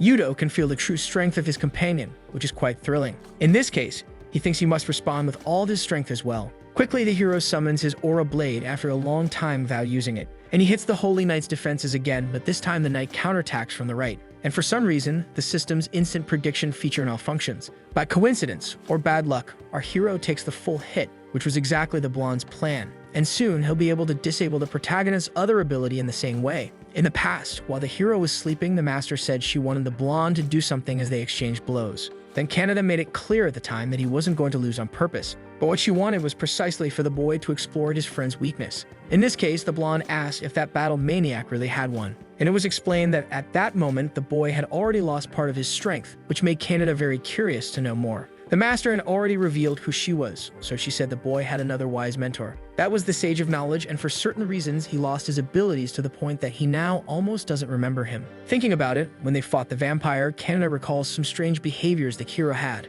and that most likely happened because he subconsciously tried to use the abilities he had lost. Because of that, the master said the blonde's weakness was his strength, but it could throw Yudo off balance. Back in the present, Kaneda doesn't seem very pleased to use this strategy, but he charges forward with both swords imbued with aura. Naturally, the hero watches the attack head-on, so the blonde aims at the ground, making Yudo question what kind of attack that is. Like a true mole, Kaneda digs several identical holes and uses them as underground paths. Then, using the ones near the protagonist, he strikes upward from below, all of a sudden. This is the strategy the blonde believes the hero won't be able to handle in his current state. Without stopping for even a second, the holy knight keeps moving through the gaps, and suddenly he approaches from below, ready to deliver an attack that would end it all. So the hero tries to understand why he can't react, but he doesn't have time to think because with Yudo down on the ground, Kaneda uses his aerial advantage to strike from above. And unexpectedly, the blow lands before the protagonist can even summon his aura sword, launching him far with unbelievable force, which still isn't enough for Kaneda, who keeps advancing. Back to the conversation the boy had with Max, the Brit had asked if he wanted to help Yudo regain his strength, and without explaining how he knew, he simply handed over a part of the book, assuring it would work. So now, back in the present with the two very close, the blonde unleashes this beast borrowed from Max, and upon forming a sort of giant bubble, it traps the protagonist inside. Kaneda, recalling what he once heard, comments that sometimes choosing to run is also an option, and he says that if the hero does that, paths he couldn't see before might be revealed. Although surprised, the protagonist understands it with a hint of sadness. To explain, Kaneda says he wants to fight Yudo at his best, and because he's not well right now, he wants the boy to take care of himself and escape. Yudo, in turn, starts feeling some conflicting emotions, and suddenly, before he realizes it, he returns to that white room. And just like last time, he's not alone, and since the boy came back on his own. That mysterious sage bound by chains asks if Yudo is ready to inherit his legacy. Once fully materialized, the man says it's been a long time since he last saw the boy. So the protagonist asks who this person is as he doesn't remember them meeting before. Feeling slightly ignored, the sage says he'll make Yudo remember and then takes him to a different place where recent memories are sealed. For some reason, the protagonist only now remembers the death of the Sage of Knowledge. And having something like that rush back to his mind so suddenly is so overwhelming it brings him to his knees. Regardless, the Dark Sage says this is the boy's last chance to take the opportunity to inherit his legacy. But the hero wonders, why would he do something like that? In response, the sage says that since they're in his domain, resistance isn't an option, and just like before, there's no one to save him. This is a proposal the protagonist has no choice over, which becomes clear when the system opens a window with only the option to accept. Even so, the sage insists he won't take over the boy and will even restore the powers of the Sage of Knowledge. But since that doesn't seem to convince him, the man asks if the boy knows the reason he was sealed, and he answers proudly that it was because he was too powerful. Proclaiming himself as the most powerful sage in history, his arguments become more and more convincing. Still, the protagonist remains stubborn about accepting his powers. So out of patience, the sage yells that Yudo has no other choice but to submit. But suddenly, a barrier is placed in front of him by Kaneda on the outside. And just as the Sage of Darkness charges in to force the hero again, he suddenly feels something strange in his body, leaving Yudo confused. It was a remnant of the soul of the Sage of Knowledge, returning to tell his successor not to falter. In response, the enemy shouted for the weaker one to shut up, throwing that personality far away. Faced with all of this, Yudo asks the being in front of him a question. And since they will now be companions, the sage says he'll answer anything. But what the protagonist wanted to know was, what exactly was he going to inherit from the man? During his time, one thing Yudo learned from the sages was that they couldn't lie about the abilities they wished to pass on. So as expected, instead of answering, the sage just told the protagonist to shut up, also saying he was a very annoying student as he wrapped him in black ropes that restrain him. However, in the case of such a desperate student, the man reveals himself as the Sage of Death, who desires the destruction of the entire world. His goal is simply to bring emptiness to all living beings and finally put an end to this rotten and repulsive human world. Obviously, even in a horrible situation, the protagonist resists, so the sage tells the boy to give up because he'll never escape those chains. However, to his surprise, the boy broke free because, with Kaneda's Meg's blessing ability, Yudo's stats received a considerable boost. That man can barely believe that something like this is interfering with his mental realm. But now the protagonist calls out the sage, saying he was right about the world not being beautiful, since every time he had hope, he was betrayed. Still, Yudo says that sometimes one can find happiness where they least expect it. The sage begins to tremble with rage and charges forward to attack, claiming that one day the boy will fall into the deepest despair just like he did. But the hero replies that to think that way, he must have trusted something that freezes the sage in his thoughts. Because the host's conviction exceeded expectations, a seal was unlocked, and with it, a shining golden light appeared, telling the boy to take it all for himself because this was his first and last gift. The protagonist's hair turns yellow and burns like the sun, and the death stage asks what is happening. Unfortunately for him, it was just Yudo reclaiming what was precious to him. With the Aura Sword once again summoned, the protagonist charges faster than ever before. And as he confronts him, the sage thinks that one day he too wants to save him, because it will be with actions like these that Yudo might one day become the adventurer he wants to be. After a well-placed strike using his new powers, the ceiling gates reappear once again. And in an instant, the Death Sage's possession is undone as he begins to be sucked back into imprisonment. Thus, at the moment the gate closes and everything begins to fade, our hero holds the body of the Knowledge Sage, who fortunately wakes up in great condition, making Yudo happy for his return. Back in the real world, Kaneda bravely holds up a shield against attacks aimed at our hero, which outrages the audience. Ting tried to help, but the chairs have an isolation system in emergency situations. As for the one responsible for this attack, it was the S-rank adventurer named Raiden. Since the tournament was already nearing its end, the Kuju group panicked and spent a fortune hiring an assassin. So now, an S-rank killer was relentlessly attacking the blonde, who could do nothing but endure the damage for his friend. Suddenly, with one more shot, unfortunately, the Holy Knight's protection breaks. And as many in the audience watch, the assassin says that this will be the end. He launches an even larger projectile toward the Holy Knight, which explodes in the center of the arena. However, along with the light of the explosion, a distinct golden light appears. Bringing hope back, Yudo returns to the battlefield. He immediately thanked Kaneda for protecting him so much. But now that he was fine, the protagonist said he could defend himself on his own. The United Arab Emirates paid enormous amounts of money and orchestrated many schemes during the qualifiers, sending assassins. But the trump cards were meant to be saved for the end. Therefore, the strongest adventurer from Russia, Raiden, who could surpass even James' firepower, was sent in. However, what angered the businessman was that even then, the mission still hadn't been accomplished. Back in the arena, just before the barrier broke, the host looked to the sky, asking what was going on. And soon he shouted, identifying himself to the operations team as Lucas, demanding the match be stopped and the chairs unlocked. But since the system was controlled by Atlantis, there was nothing they could do. That was when the first explosion from the helicopter assassin's attack occurred. Raiden praised how much the Holy Knight was enduring but declared that now it would end. Thus, he launched an even stronger projectile, and since they were the adults present, both James and Amer stepped in front, causing the projectile to explode directly over the two, resulting in a blaze visible throughout the arena. Tien became very worried that something might have happened, even more so because it was explained that during the match, those sitting in the chairs couldn't use their abilities. Raiden, for his part, could only laugh, having unintentionally defeated the strongest men in the world, and with that, no obstacles remained. That wouldn't have been true, if not for the protagonist who appeared in a beam of light with a new transformation. And after thanking his friend for the protection, he made it clear that now he was going to fight. In just a few seconds, our hero creates a sort of giant arrow and aims at the helicopter with the intent to pierce it. Thus, the Aura Spear is thrown at the S-rank adventurer, and in an instant, a helicopter is split in half, which causes it to explode completely. Meanwhile, Koji deals with other setbacks and watches the hero's actions from afar, feeling very happy. After all, now he could finally say that the son of the deputy commander had awakened. Sometime in the past, in a faraway place, 3 people were standing face to face with a flying monster. At that time, there was an A-rank dungeon break called Amaterasu, and the leaders of the expedition were Yusuke and Nagisa Kirishima. Kauji, who was still a teenager, was worried because no S-rank reinforcements were coming, which would make everyone else nothing more than sacrifices. Still, the boy shouted, asking to go with the group, because he couldn't just stand still after the captain's death. However, that outburst made Yusuke scold Kauji, saying that precisely because the boy cared about the adventurer system, he needed to stay alive. At first, Kauji didn't seem very happy, but his expression changed when they asked him to take care of their son.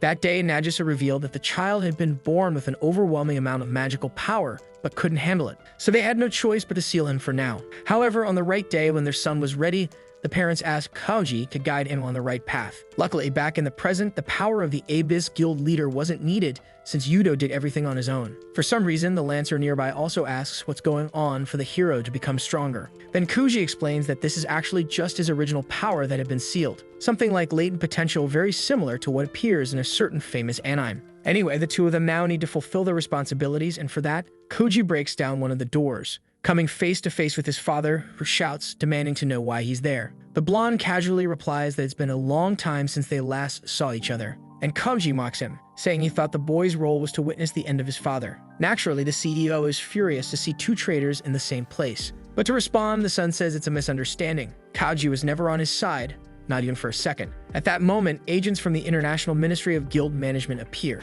and for the crimes of illegal interference in Atlantis, along with numerous murders, one of them declares Kimitaka under arrest. Even though he becomes very distressed by this, he understands for a moment that it's the end. In the past, one of the employees had questioned the president since the dungeon was property of his wife's guild. But he didn't care because aside from being too much for her, they shared the ownership of everything. And more than that, the plan at that moment was to send her into the next dungeon break. Because if everyone died, it would just be considered an accident. In desperation, the businessman begins to run, and before the others could do anything, he throws himself out the high window. However, even though he hurt his arm and part of his chest, Kuju appears, saving his father by grabbing him by the tie. But it wasn't out of kindness, because the boy wouldn't let Kimitaka die so easily. Not before he paid with suffering for all the sins he's committed up until now. In the end, the businessman was taken away by the agents, and Kuju commented that it was quite a dramatic end. But Kuju replied that it was just the beginning, pushing him toward his father's chair. And regarding the meaning behind that, for all the sacrifices the boy made for his revenge, his punishment would be working for others in that company.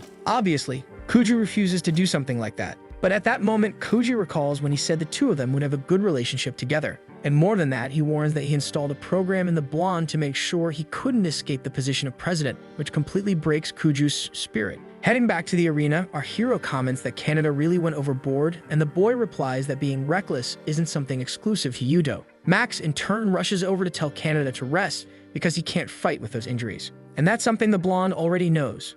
But he still has things to resolve. Because of that, a warm healing energy suddenly surrounds Canada's body. This was a blessing from Atlantis, so they could finish the fight fairly, which was very good to know. In this case, Canada suggests that the loser has to grant the winner a wish, and Yudo agrees since he's always wanted to keep adventuring with him in the same guild, which coincidentally was the same thing Canada wanted to ask if he won. So with this fight, they would decide who would leave their own guild to join the others. With the two facing each other, the blonde asks if the hero remembers the days they fought countless times during training. So Yudo replies that he does, and as for the record, it was 0 wins to 999 losses. To comfort his friend, the hero comments that the Holy Knight's job is to protect others, but as a sage, he shouldn't be good at martial arts either. Regardless, the blonde doesn't want to use his profession as an excuse, and even though the hero tries to, he says it's something he can't accept, which Yudo understands. Thus, the two get ready to begin the fight, and Lucas announces that the first semifinal match, which had been interrupted due to issues, will now continue with both players wanting to proceed, but he notices something. Suddenly, a giant tree sprouts on the north side of the arena.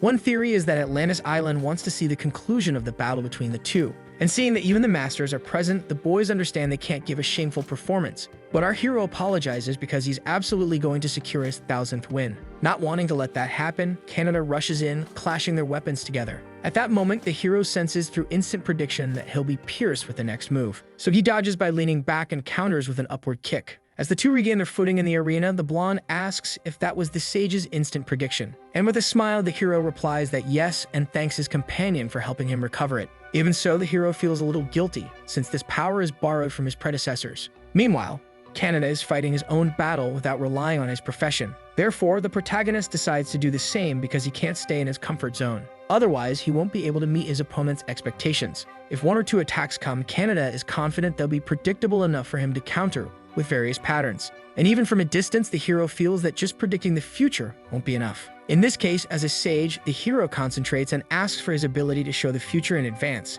This is the new ability called Butterfly Effect, which offers multiple possibilities for different actions. Then, using this after analyzing many possibilities, the hero summons a shield, and with it, he's able to stop the Holy Knight's advance, making him crash into the metal plate and consequently lose a bit of his life bar, also being thrown far away by a devastating blow. Even so, while still in the air, the blonde refuses to lose and throws his swords. He starts running after them, and since they're aimed at the protagonist, he charges in for close combat using 3 different attack forms. Then he shouts at the protagonist to come at him, and Yudo shouts back that that's exactly what he wants. With great determination, the two warriors land punches on each other, dropping their life bars to a critical level. And then an explosion erupts, kicking up dust and leaving everyone anxious to see the outcome. In the end, the blonde's swords were seen in the sky and soon fell to the ground a few seconds before their owner, the Holy Knight, also collapsed. And so by a narrow margin, the winner of the semifinal match was crowned as Yudo Kirishima. Lying on the ground, the blonde begins to reflect on his 1000th defeat. But he soon accepts his fate, though he does comment that using a shield isn't really the protagonist's style.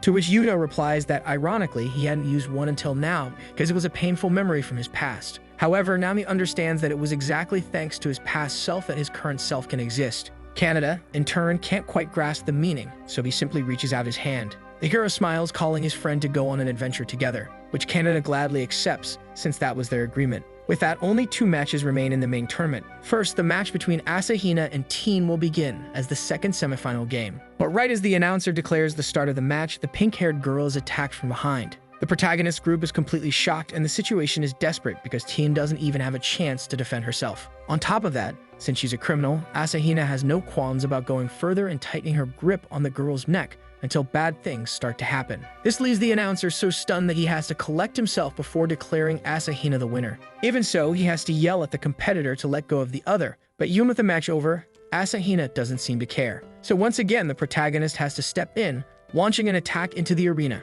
And with Teen in his arms, he remembers that he had already said he would meet her in the finals. Therefore, filled with rage, he orders the criminal not to hurt anyone who isn't involved. With a very cynical smile, Asahina apologizes, saying she didn't even realize she had won. Wasting no time, our hero asks Canada to take Teen to the medical team. Then, before leaving, the blonde calls out to Yudo once more, this time just to wish him good luck. And so the finalists of the Atlantis tournament finally stand face to face in the arena to settle their differences. Back at the protagonist's angel house, the girls try to explain to Suzuka that the teleportation device only works one way. So Serena asks if the girl will still go even though she can't return through the same path. But the girl agrees immediately, just thinking about everything her sister is doing. After all, if she doesn't go, Suzuka truly believes that Asahina's fight will never end. Now that the play has finally reached its conclusion, the criminal comments that they can start fighting. If he wins, Yudo demands that the girl apologize to Teen for what happened. But Asahina replies by asking why he cares about that weakling when he has her right by his side. No more words are needed. Lucas announces that this is the final battle,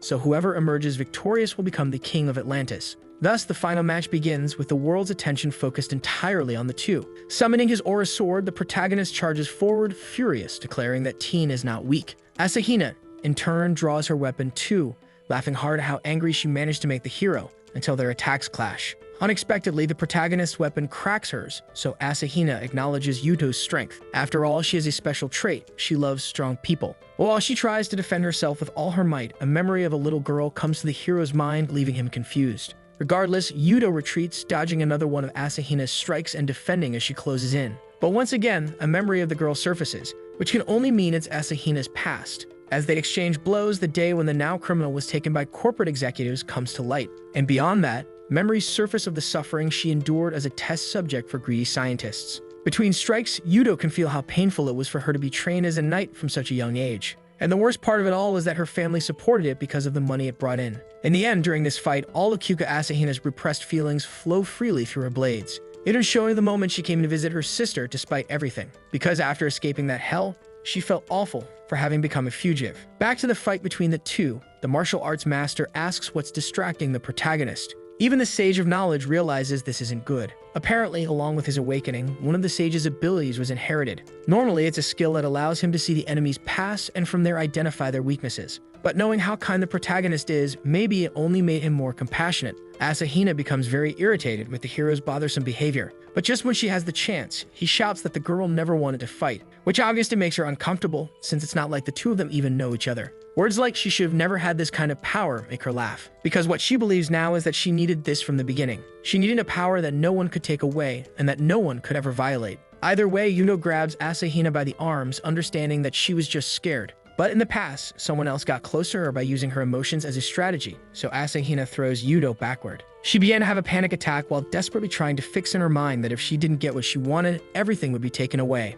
And whether through suffering or determination, she managed to focus. When she looked at the protagonist, a kind of black energy was visible in his chest. Then Asahina smiled, having found what she wanted, and quickly charged in, demanding the protagonist hand it over. Unexpectedly, the girl opened a portal right in Yudo's chest, and by thrusting her hands deep inside, she reached the sealing gate of the Death Sage. There she began to drain all that power until she pulled it out completely, absorbing it into her own body, causing an explosion unlike anything ever seen. All that power even shook the clouds in the sky, and amidst the fire and destruction, Asahina emerged in a new transformation. Furthermore, this power came with many useful abilities, making her question why the hero never used them. But it wasn't like he could explain his reasons right now. Either way, the girl summoned the Scythe of Black Fire, and she told the boy to shut up, because if he lost after saying all that, it would look utterly pathetic. Without wasting time, the girl used her dimensional portal ability, and from within them, she summoned Black Claws, which began attacking the protagonist from all sides, forcing him to run like mad. Asahina shouted that keeping a distance wouldn't help, and with another attack, he landed a significant blow, knocking the boy face first into the ground. To make the scene even more melancholic, a sudden rain began to fall, and our hero lost the strength to even keep his aura sword active. So with her eyes on the screen, Asahina waited for the system to declare her victory. However, with her black fire scythe, she also decided to cut off the entire broadcast that relayed information to the audience, leaving behind only a destruction worthy of an internationally wanted criminal. In a world like this, Asahina wants nothing more than for everyone to disappear. So since winning Atlantis grants control of the world, she believes she can destroy it too. Additionally, with this power, she no longer needs to worry about dungeon breaks. After all, she could destroy everything by herself and inevitably kill everyone. Still conscious, Yudo states with his last bit of strength that she can't do this. And with a clear expression of pity, he begs the girl to wake up from this trance. At that moment, the memory of when he reminded the death stage that he once believed in something came back. And because of that, the seal of the gates in the White Room opened, throwing off the chains that bound him, until finally the Death Sage's soul managed to break free from its imprisonment. A long time ago in a certain country, a plague spread, and due to its overwhelming contagion, the nation fell to its knees beyond any doctor's ability to heal. Eventually, a man began to research magic to eradicate the plague. He dissected corpses and conducted experiments, even performing tests on himself. People, however, were terrified by the sight of such an obsessed man, believing he might have been possessed by something. And so rumors began to spread that this man was actually the one spreading the plague. In the end, he became known as the Death Sage during his final days. He was killed like a witch by the very people he dedicated his life to saving. Naturally, the man cursed the world when he died, forgetting all his original purposes. In the end, he simply wanted to bring hope to the people suffering from the disease like a great rainbow stretching across the sky for all to see. Back in the arena, observing the hero's condition, Asahina comments that he is pathetic. But since the boy is still alive, she figures it's a good thing, because now she can finally destroy him. Suddenly, as she walks forward, a touch on her foot catches her attention. A small lost soul begs her to give it back, saying it's all it has. In that moment, Asahina asks if she's speaking to the true owner of the power, and without hesitation,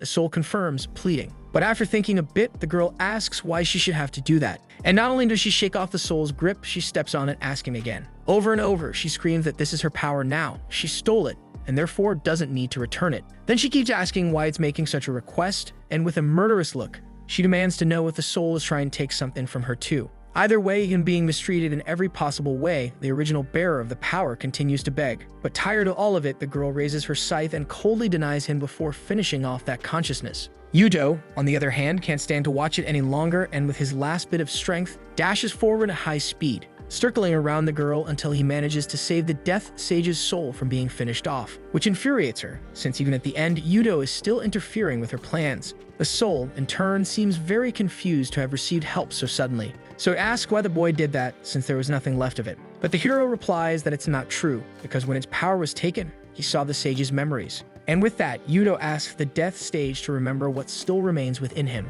to remember everything he had forgotten over time. Yudo points toward a light, and the soul follows it almost instinctively. Then, the moment it looks inward, it can see the reflection of who it once was, causing a wave of emotions within the soul. Yudo says that surely the Death Sage had stronger feelings than anyone else, and so strong that they consumed his heart, just like what's happening now with Asahina. Either way, Yudo asks the soul to ask that question once more, because now he wishes to inherit the sage's true path. And with all those revelations, the sage finally manages to remember something about who he is. Their hands unite, and an intense, multicolored energy forms a kind of barrier around them. Asahina obviously tries to stop them, but the light becomes too intense to approach. And suddenly, even the skies are struck by the fusion of the two, causing astonishment from the martial arts master, because the being before everyone is the Rainbow Sage. Asahina, meanwhile, is clearly being more and more consumed by the power, and she screams, asking what this is. But the protagonist simply charges in her direction, slashing through everything with terrifying speed. Asahina's scythe is completely destroyed. To her shock, she didn't even see it happen. Regardless, the criminal opens her portals, unwilling to give up the fight, but the protagonist summons multiple aura swords, and using a technique called Thousand Swords, he destroys all the temporal rifts, leaving the girl deeply unsettled. In the end, her official weapon is still intact at the edge of the arena, so she runs to retrieve it. However, the protagonist is able to predict that move and reacts by creating a rainbow across his path, and at the moment Asahina was about to grab the sword, she was thrown back due to the rainbow's growth. Inevitably, the girl would have collided with a piece of her scythe's blade as she hit the ground. But to prevent that, the protagonist dashed at top speed to grab Asahina by the arms, saving her from being impaled. Instead of being grateful, the girl becomes furious and shoves the hero's hand away, asking if he's trying to save her. Because if that's the case, she screams over and over that she doesn't need any of that. With her rage at maximum, she raises her hand to cast a spell, and upon summoning a giant energy sphere, she says she's going to destroy everything, leaving Yudo shocked. However, at the very last second, someone else appeared in the confrontation, and before the girl could launch her final revenge attack, it was her own sister who appeared. Inevitably, something like that made the criminal pause for a moment, and with Suzuka standing right in front of her, Asahina questioned what the girl was doing there. But before anything else, it was the protagonist who decided to move, rushing past his teammate like a bolt of lightning and thanking her for creating that opening. Then, without a second thought, our hero unleashed precise strikes to put an end to it once and for all, demonstrating overwhelming power. So the video ends here. If you don't want to miss the next part, activate the notification bell, and see you next time on Tob's channel.